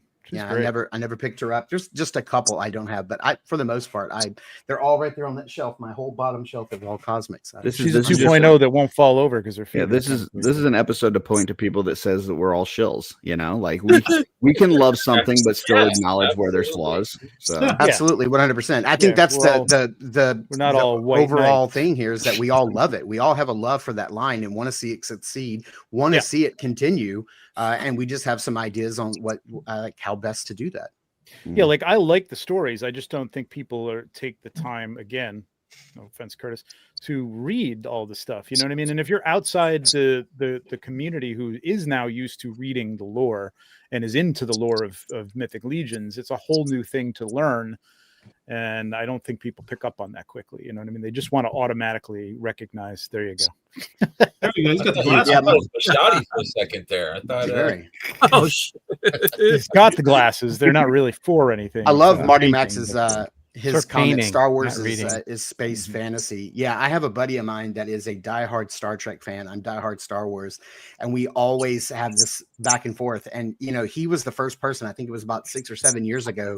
He hit me with the quote. He said, "Star Wars is space fantasy. Science Star Trek is science fiction. Everything in Star Trek is feasible. It has some basis in science. At some point, there's no basis in science in Star Wars. And I'm like, I'm not going to argue with you. I'm like, I feel that it is swashbuckling space fantasy. We have space pirates and swords, space wizards, space wizards. And space magic. That's exactly what I'm here for. Well, so, I agree with you. And that's the, going back historically on the, like I mentioned earlier, the archetype of, that was started by, Alex Raymond and Edgar Rice Burroughs back in the 1900s, early 1900s. These guys were so far ahead of their time with having nothing that we have access to. Yeah. And that has come to fruition in some cases, or just the imaginative stuff, So, building this world is important. And when we've got so many different little worlds, it can get confusing to somebody. It's like, who's a Thoraxian and who's a minor, and my head hurts. I can't figure this out. No, literally, that's part of it. And like, I know, like all my cosmics, Mark, you mentioned yours is on a shelf together. Mine are all part of Thanos' team fighting the Marvel universe, because I don't have a shelf for them. I just don't. Nice. But they fit well with Thanos. And maybe there's some magic that might come. Sorry, I didn't mean to step on you, Curtis. You're good. I just said I got 2 DTOFs for him. So yeah, I think there's some magic. Like, I like the idea, like the Greys have this mind, mystical. They can kind of talk to each other, but visually, that doesn't really do anything. Like battle wise, that doesn't really do anything for me. But if they, if some character comes out and they have some magical space magic, you know what I mean? That could be kind of cool visually, you know what I mean? Not that they can't. You could give that to them. Right. It's sci-fi. You can do anything. I did want to throw out there for anybody that needs like backgrounds and stuff for their cosmic, the extreme sets. I know they're cardboard, but they look great. They work pretty well. Yeah, Sector 3, Sector 7, like they're super cheap, and they look amazing. So it's good. Yeah, they recently had a huge sale too. Like, massive. Yeah. That's cool. You just got to keep the light off the backgrounds, but they look can really get shiny, but they get a little shiny. But I've seen some great pictures with them. They look really good. We had a shelf selection last week that I couldn't believe that it was made out of cardboard. It looked fantastic. Yeah, They can be good. If it isn't grown, it's mined. I'm not understanding what the problem is. Mind. I'm talking MIND. I love that, Joe. Well said, Joe. I'm going to cut off some topics that I had lined up because we're running out of time. I wanted to do some show and tell. What we've been interested in, what we've had in our hands for the week, what our eyes go to. Mostly toy related, doesn't have to be mythic. Blake, what you been looking at? What have I been looking at? Well, show and tell. What do we got for show and tell? Yeah, so a little bit. I was pretty happy to get this bad boy, so I've been looking at this a lot. Ooh, cool. Blake's money shot in space. And then I acquired another figure that was really thanks to Brett Stoddard. Brett, appreciate you, brother. Totally helped me out get the first version before the second version comes. Ooh, yeah. Nice. And then the third shout out. What the hell? Huh? I said Brett gave up a skeleton. What the hell? Love the man. Brett's a wonderful human being, I'm telling you right now. And then speaking of wonderful human beings, we go right into Joe Gonzalez. Thank you, Joe. Oh man. Oh, Gabriel. Awesome. Jeez. Nice. So, what's going on here? Been a pretty good week with get some acquired mythics and some really cool stuff. Oh, geez. And then the other thing you guys are well aware of that I'm very much into, and Let's Go Off-World next Friday, we'll have another massive Blake's Money Shot reveal, but I could reveal it now, but I'm not, and I will show you. And I already did the one. Woo! Oh man, look at that thing. Wow. Don't drop it. Don't drop it. Wow. He almost took out his whole computer. That's massive. Holy You need a car seat to That thing is carry awesome. around, And not only does, I didn't show this on Off-World, not only does he light up here, Oh, sweet. he also I has can't a thank hatch. you not enough. And inside the hatch, the whole compartment lights up. Oh man. Damn. Wow. And that is Glad I'm not into that. Nate/Trevor is the operator. Oh, Nice. Wow. very Oh, cool. I kind of need that. That's fucking awesome. Wow. So, I mean, and this will just show you, I'm going to do this here because I definitely do not want to drop this thing. Yeah, take it easy. But I'm going to show you the best I can just so you can see how massive this thing is. And by the way, all the lower legs and everything is die cast. Jeez. It's got good Well, weight. only to it. you could lift it then. Yeah. Wow. Wow, man. You need another one so you could do curls, even out your curls Yeah. with those. Well, the red version, which if you look online, there's another one coming, and he's on pre-order, and it's supposed to be here before Christmas. It has a skeleton metal face. Steph's into this, I believe, so he'll know what I'm talking about. Don't tell Brett that skeleton. He's going to want it. But I mean, look at that. And I just love the fact that they did all the light up features this time. So cool. Very cool. Astounding. So glad I'm not into What is that called? What is that thing's name? It's the Imperial Knight Paladin. And what scale is that? Like the figure that comes with? Well, they're 1/18 scale. 1/18. Joy Okay. toy. Yeah. So, God, dang. and they're amazing. Everything moves. I mean, I'm not going to go through a full articulation. This would be the rest of the show, but every little thing moves. The fundamental movement on this thing. I mean, he can crouch. Pauldrons move. The chain sword itself actually rotates. Oh, geez. Like, I mean, Oh, man. all the blades Cut move. down a small everything. tree with that crazy. thing. Die cast joints, die cast lower legs. It's just absolutely amazing. That is amazing. Engineering exceptional. Ooh. Jeez. Hmm. That's incredible. And if you Okay. like that, Masterpiece. let's go off-world Friday night. I'm telling you, the next reveal, Steph, you got to watch it. I'm telling you. I am dead, brother. The next reveal, I mean, this is pretty amazing, but the next one I'm going to throw up, I am just absolutely over the moon, shocked, and super impressed with. Jeez. Wow. Cool. Nate, my Nobody's going to top that. Blake should have gone. Yeah, around. I gotta follow that.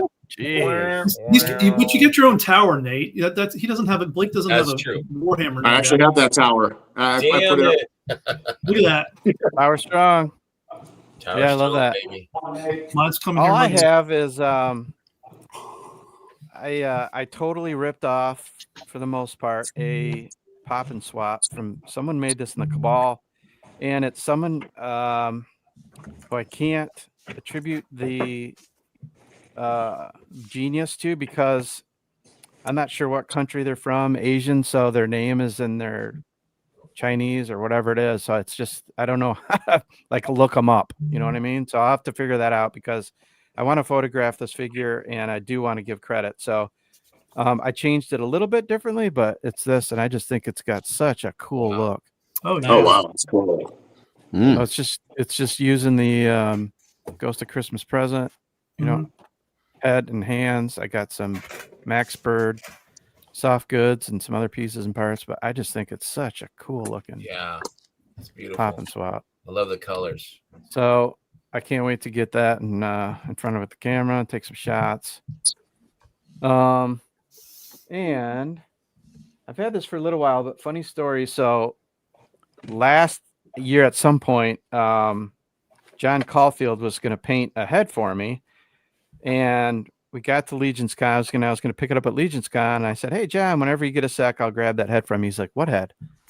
And I'm like, "Don't you remember blah, blah, blah?" He goes, "Oh my God, I totally forgot." I'm like, "Don't worry about it. It's all good. That just gives me more money to go spend Right. wherever else." So a few months later, after we got home, I got a package in the mail, and he ended up doing it, and he sent it to me. And it was it's that elephant head. So that's kind of on deck too, is something I want to photograph. But it looks so great. So John, you're the man. Thank you so much. That's really all I got, fellas. Those are some great ones, man. Mark, how about you, buddy? Okay. So when Greg sent me the RPG cleric paladin that really made me want to create one of my own, with some popping and swapping and some painting if I had to. So what I did was I put together this guy from a bunch of parts that I had. I think I only had to paint the lower armor, but I put together my own kind of cleric that's paladin. awesome. I painted the book as well. So I had to blue. paint the book Nice. and the bronze and the blue. So I made my cleric paladin, but I wasn't done with that. It kind of made me think, well, what if I put together my own team, like my own D&D team, and then just with some popping and swapping and, you know, a little bit of paint here and there. So I put together this guy who is just a knight in my group. Cool. Just a warrior. I wanted somebody that was not, you know, a standard. I wanted to mess around with the archetypes a little bit. And so I put together this guy, and I think he looks pretty cool, like being taller. Like I didn't think it was going to look right, but I think he comes across mostly Zendaya parts. I have to borrow that one. But I dig that. And then I put together, there's a lot of paint on this one just to get her right. So I did like an elven knight. I love that. Archer. I wanted to go with like the frosty blues and like the silvers and play with that. And then I just did this filigree work on here with like a Hey, Mark, she kind of has like a Zelda vibe. I like that. Oh, thank you. Yeah. I love the color palette. Great. Yeah. I love that's the color palette I was going for. I put this guy together. I cannot take any creative, I can't take the credit for any of this. I saw this on the Cabal. Somebody had put this exact same build together. And I had all the parts, so I put this build together. I just love the way this old style of knight. So this guy is in my group as well. It's so good. Then I put this together. Mostly it is the legendary barbarian, but I did have to repaint the head, the face to sort of match. So I've got my barbarian going. And I love dwarves are my favorite, and I love playing with dwarves and their archetypes. And this is my last one. So for dwarves, like in D&D, I played a dwarf for a long time. He was a dwarf archer. I know they typically aren't archers, but mine was. His name was Grim Fellquiver, and I wanted to play again with that sort of archetype and make a dwarf that is not your typical, like what you would think of when dwarves, you know, join your party. You typically think of them being sort of like your axe wielding, whatever. This guy is going to be a tracker. So I've got his body parts sort of put together so far, painted up the shield to sort of match a little bit. I'm going to pair him with his little hawk friend. Yeah. Cool. So he'll pair up with this. And then I am in the process of painting up this head that I know a lot of people use this head. Noah Pratt. Painting this. That's awesome. So that'll be this guy will be the dwarf in my party. Once he's all kind of finished up. So that's what I've been working on. I've been working on putting together my own Mythic Legions RPG. Cool. Yeah, great work, Mark. It's awesome. Thank you, Mark. Appreciate it. Love it. You did great, brother. Nice. You're up, buddy. All right. I got in this week the Max Bird's Dracula from for Operation Monster Force. And I absolutely love this clasp. I don't know if I can get it close enough so you guys can see. It is a little bulky. He's not as trim as maybe if Keon had done it, or Joseph. But I like it. It's multiple piece, and it got this cool looking thing. Next, Operation Monster Force. Speaking of Operation Monster Force, I got in the Clan Van Helsing. Nice. So I love Monster Force. Yeah, and then I also got in Delta Red. I did not have this one, so I was playing around with him yesterday while I was watching Saturday morning cartoon. These guys are getting me out of G.I. Joe a little bit because I'd rather spend the money on getting like a Footloose. Somebody like that kind of is boring to me. I have waited for this figure for a long time. It is the Jedi Knight Temple Guard. Oh, it's got some soft goods. You can move this around. It's a little flexy. I wish this was soft goods, but I understand why. His head does turn inside. Maybe one day when I win the lottery, I'll get somebody to commission and do soft goods for on top and for this. But I do love this figure, and he's going in a display where I have a half a lightsaber that was from the Disney parks thing, and then also have a mask that I bought from somebody during COVID that was doing it online. Next, they've been doing some really cool things. As much as I'm getting out of Black Series, the Halloween stuff has started shipping, and I love this witch. Again, soft goods. Got the broom for her to ride. She also comes with lightsabers. She will, after Halloween, go on my Monster Force shelf. So love that. Perfect. Also arriving this week, part of my I got the new cover girl. Nice. Oh, So, Oh, nice. yeah, she looks fantastic. looking good. And my second to last Star Wars figure is Baroness. Again, she has soft goods all the way except for the very top, which we'll live with. Got cool boots. I wish this had been what Dark Ray had looked like, because this is like a fantastic female figure. And last but not least, I lost my swig someplace. I don't know where it is. It's someplace in my room. So I picked up a couple more swigs so I can do a custom for the 1,000 swigs. Plus, my wife is getting some parts painted by Mark Thomas. Cool. And we're going to use the swig body to kind of attach her critter parts to. And, thanks to Dirk for helping enabling her, and also to Jesse Arnold, who talked us through a couple things at Legions Con last year and enabling my wife. So we bought some parts from Wolf King, and so we haven't done anything with it. But Mark is graciously going to paint some stuff for me as part of a trade for Mezco Conan. So I've got stuff over in his hands that we're going to talk about, plus a few extras. So I'm going to have like a whole bunch of custom painted stuff here in the next couple of months from Mr. Mark when he gets time to tackle all of it. Absolutely. I'm looking forward to it, man. It's going to be fun. Nice. Trevor, you're up, buddy. Oh boy. Okay. I got some test shots in. I got the female orc builder, female elf builder. I was tempted by that one. I really like that one. Yeah, I got the female elf too.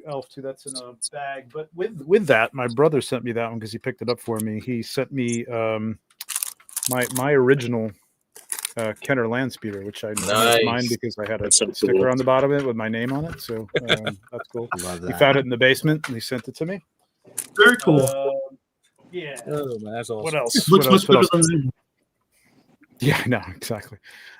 Speaking of Max Bird, I just put this on. I have like a box of Max Bird that I just have not put on anything, and I just put this one on Morgulith, and I think that looks pretty damn cool. Wow. Fantastic, Oh, man. that's nice. Right? Beautiful. Wow. That's wild. I thought it was a bit much. I thought this was a little weird, but I kind of like it now. I'm just kind of I'm digging That's it. awesome. Wish I'd ordered that one. Royalty. I keep saying Right? she's due for a second version from the horse. Yeah, I'm sure we'll probably get a second that- one and something like that. that really takes it up another level, though. So Yeah. that's awesome. That hair headpiece is so good. Yeah, it is cool. That whole head. What else did I get? She doesn't need a better staff. Yeah.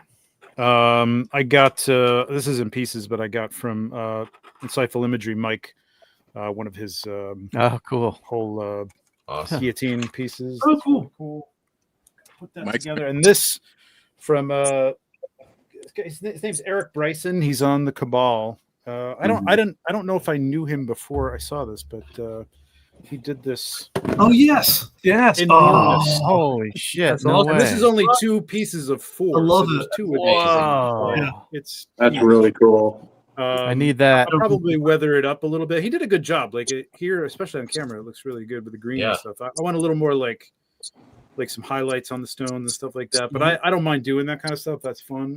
That's awesome. But man, it's beautiful, and I'm almost like roto. I guess he 3D printed this, but it's so smooth. Wow.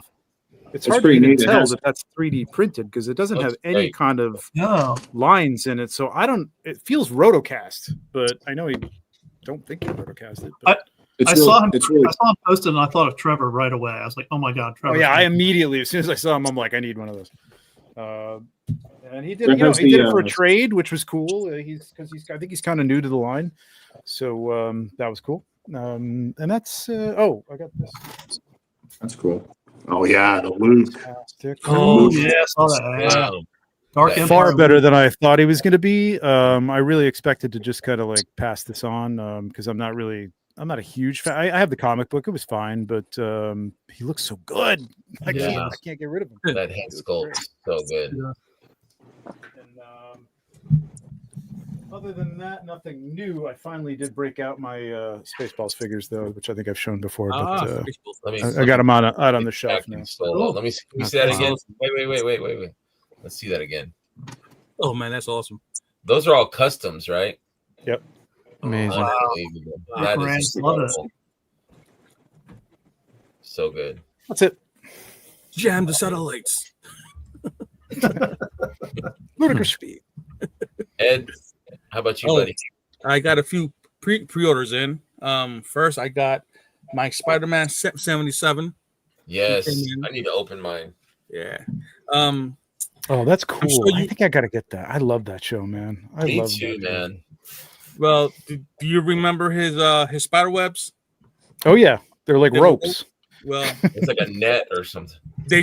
they send you this as an accessory. Like, for real? Shoestring? Are you serious? Piece of rope, a string, piece of string. Come Are on. you That's serious? ridiculous. For real? Yeah. They did? Yeah, you can't Did even not close know it. that. Like, you got to be kidding me. That's kind of stupid, Yeah, that's dumb. Oh, that's Hasbro being Hasbro right there. right? Kind of Well, I guess to hang him on it. Yeah. Yeah, that looks better than anything that was on the show. Actually, that was. Yeah. That never looked that good. You can And I recreate got my, the special effects. Pataluden. I got my new attorney, a Skeletor. It's pretty good. Oh, that's cool. of him. So I like they're that. killing it with these figures, man. I'm really digging these figures. I got my merman in, and my beast man. You know, also he looks great. I love that jewel. He's got that thing is sweet, and his mouth That's a good one. opens. I like him. Yeah. So it's pretty cool. I got my. I haven't had a chance to open it up yet. Vega's in, and I got. I'm into Thundercats, so I got my Wily Cat in finally. Nice, man. Yeah. I haven't opened mine yet. Yeah, I'm gonna wait so I could do the castle and all that, the lair and all that. There you go. And from CT Toys, I got a Hush Batman. Ooh, nice. Cool, man. I love Love that that figure. Yeah, that thing thing's is phenomenal. Yeah. So not bad at all. That's about it. But something that I've really been into lately has been the SH, and I'm really loving all these little Godzillas line. Oh yeah. These were my growing up, and it just takes me back when I was a little kid. And my Gigon, just There you go. loving it. Yeah. So Good that's stuff, eh? about it. Nice stuff. Good stuff. Yeah. Steph, Thanks. you're up, my brother. Hey, yeah. What you got? As Blake had mentioned earlier, I'm a big Joy Toy fan too, so I'm all into the sport. Yes, Alpha Legion. Alpha Legion, baby. This is the Lernanian Terminator. So this is a masterpiece of art sculpting. Like Blake had mentioned, the hips and like eye cast. So this just has this nice iridescent, I guess call it teal finish with the gold highlights. I mean, the range and articulation is incredible with the pauldrons being able to move around and drop hips. Really masterfully done with this one. Also got in the Space Marines 2 Secondus armor, the relic armor, and this one is just like beastly. I mean, just the details, the paint. Very cool. It Stupendous. is, yeah. But I think the coolest thing that I got this was the Medi Toys Wolf. Wow. Wow, man, that thing is awesome. I mean, this guy is just incredible from the paint to the accessories. I mean, I like the orcs and all the other variations, but I think this one was limited edition, and it just has a nice. Just seeing a blue with the pale skin was a nice contrast to the typical green with the orcs, or even the browns and the darker oranges. But again, articulations. I don't want to, I didn't warm it up yet, so I don't want to go too crazy. But great articulations, range from the other ones that I've opened. Nice little loadout, but this one was actually limited to, I believe, 150 pieces. Conus. From last I checked, you could still grab it on 5K, but oh, okay. I've been staying away from those Medi toys, but I think I got to get that Oni. That Oni that they just showed is insane. Oh yeah, be incredible. With the one with the Wolverine head is the yeah. I don't need the Wolverine head, but like it's that cool. one's a bit. But this is a nice, beefy, meaty figure. Goes great with Mythic or anything else. And Curtis, yeah, thanks for the suggestion on the kit. I fixed it. But nice. It goes really well. It works either way. I know Dennis likes to put it on the neck peg too. So this way is way better. I'll never do the neck peg again. But yeah, this is probably my favorite thing this week. Very cool. I pick up the camera shots. Inspiration. But that's all I got. Cool. Good stuff, man. How about you, Curtis? So how's that shirt looking good? Thank you. Just dropped one of these, but showed this on Off-World, but so these are like these like metal gold. I don't know what kind of metal this is, but it is like metal pieces that make these like gold bars that they have on Amazon. Dub3 turned me onto these because he had them in a few of his photos when we were talking, and there's need those. Yeah, if you watch that video or just go to it, in the description is the link to these on Amazon, and they're really cool, man. They're awesome. And then I just picked this up from Hobby Lobby. You can get these there. So I thought that was pretty cool. That's going to be something for my snag to steal. What show was it you showed that on, Curtis? The How They Do That with Dub3. Oh yeah. It was last Monday. So if you just click on it in the description, it has the links. He had a bunch of other Dio stuff too, including like a bookshelf and all kinds of stuff. So it was a lot of cool stuff. I'm not really doing much classified right now, but I had to pick up this guy. I love this Cobra Commander. Awesome. Yeah, I love this figure. So I wish the head was a little bigger on that guy. It doesn't really look like a helmet that like a human head could fit in. It looks a little small to me. I wish it was a little larger, but I'm not going to complain. I'm glad to finally have it. I get it. That's what I feel about the torso on the Silver Knight. I feel like it's a little too small for a human body to fit inside of. So I got a bunch of test shots, some that I've traded, some that I'm planning on keeping, but this one I'm definitely keeping. I love this, and it is the Test Shot Red Death. Oh, look at those great. Nice. You got the robes on. Good. Yeah, and this is going right into my Halloween display, and it looks like just super creepy in the grayscale. So awesome. Yeah, I love that. I'm now looking for.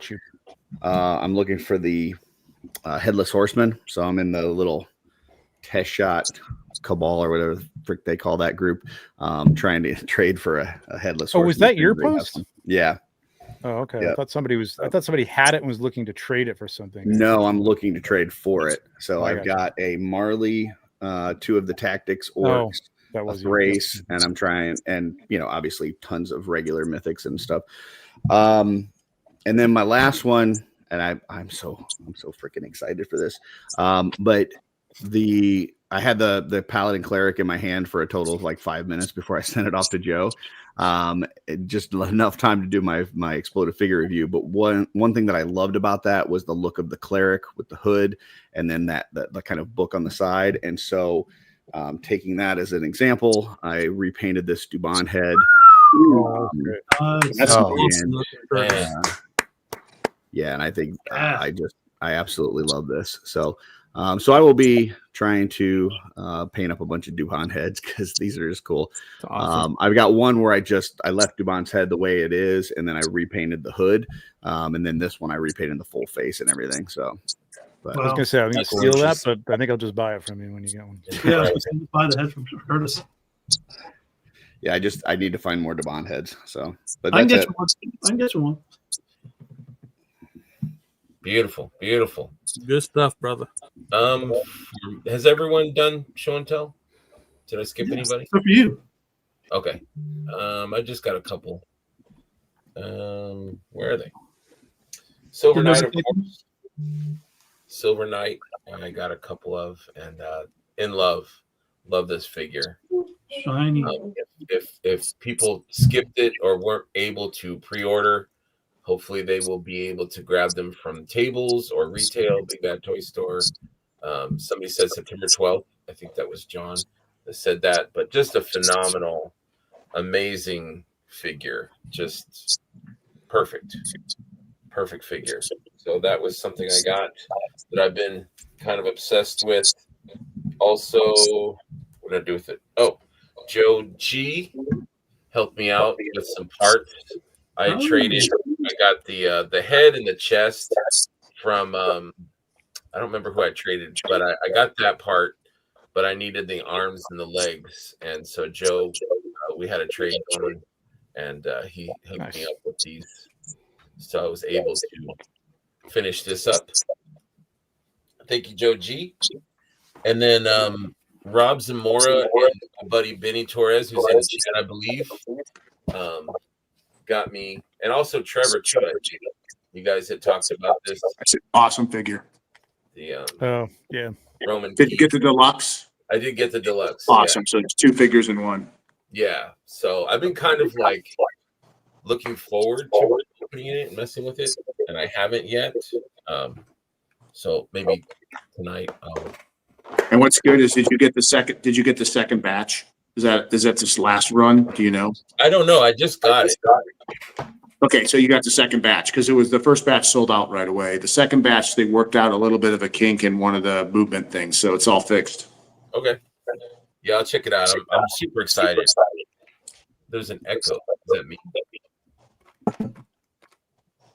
Hello? Echo? You sound good. Okay.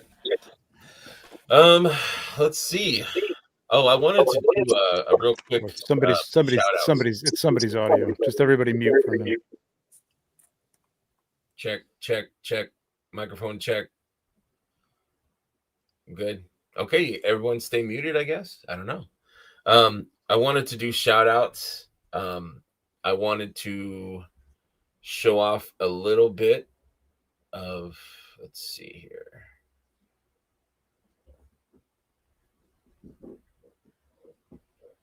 This guy, Steph, I wanted to show off your side a little bit. You guys can take it off the mutes. I need to hear my boys here. Somebody's got an echo. Okie dokie. There we go. Oh, I just wanted to look at your stuff real quick. I'm in love with the boat. You said Steph got a new one.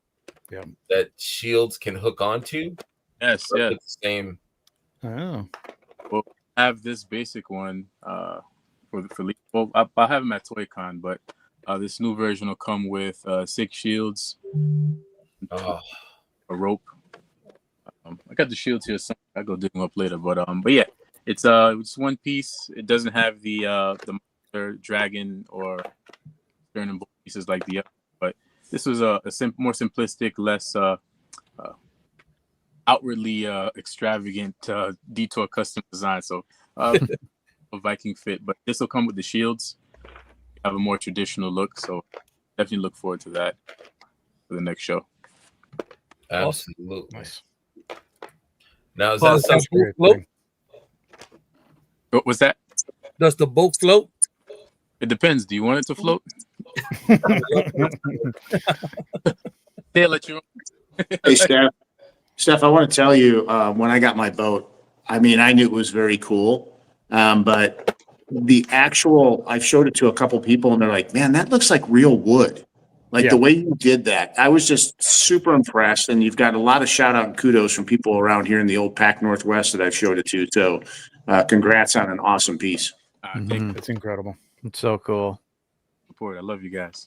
Definitely need one. I wouldn't mind getting both versions. I think they both look amazing. Yeah. So for people that are interested, besides me, Steph, how are we able to snag one of these amazing boats? Just, check the website, detourcustoms.com, or if you're at any of the conventions I'll be vending at, ToyCon and Legions Cons are next up. You can check me out there, or you shoot me a message and I'll go to take care. Somebody's asking here if they're the same price point, both boats. I like nice round, 100 for everything. Okay, that's a steal. Okay, I'm glad I placed my order ahead of time so I can pick it up at Legions Con. Oh yeah, I'll take either one too, Steph. Doesn't matter. It's Dragon Head or the other one you just showed. I know. I like them both. I'm kind of torn. I don't know. I think they both look amazing. They do. I'm looking at the Dragon Head one. The Dragon Head one's awesome. It really is. You say you'll be at ToyCon? Yeah, I'll be at ToyCon. Legions Con, Eagle Head Con exclusive for the. Ooh, they got an exclusive. I don't think I have the. I don't have a picture of that. Do you have one there, Steph? No, not yet. But okay. And I kind of put you on the spot. I didn't tell you that I was going to kind of showcase stuff. I apologize, but I just thought I would. While I got you here, I might as well, check out your cool stuff here. I love your translucent weapons and things. Very cool. Thank you, sir. Very cool. Very cool. Mm-hmm. All right, fellas, we're at the 3-hour mark. Thank you guys so much, man, for hanging in there. It's a long show. Thank you. It's great discussions, man. Yeah. I found another faceplate that works. Oh, there you go. the skull with Sir Elijah. You can push that in, and then I put the little. This is the little topper from the Hordak. Lord Dragul. Yeah. Cool. So you can't get that in there. Nice. I don't know how my dog knows, but she knows when the show's ending. She can just She's like, I got to fart again. Let me get on like, that. wrap it up, mofo. I'm hungry. Not over to the doggy farts. I need attention. I need to rub my ears. Right. Thank you guys so much. I really appreciate it. Thank you for the people in the chat. Thanks, Greg. Catch you in 2 weeks. Thanks, you guys. Trevor. I appreciate you guys. We appreciate you, brother. Thanks, guys. See you later.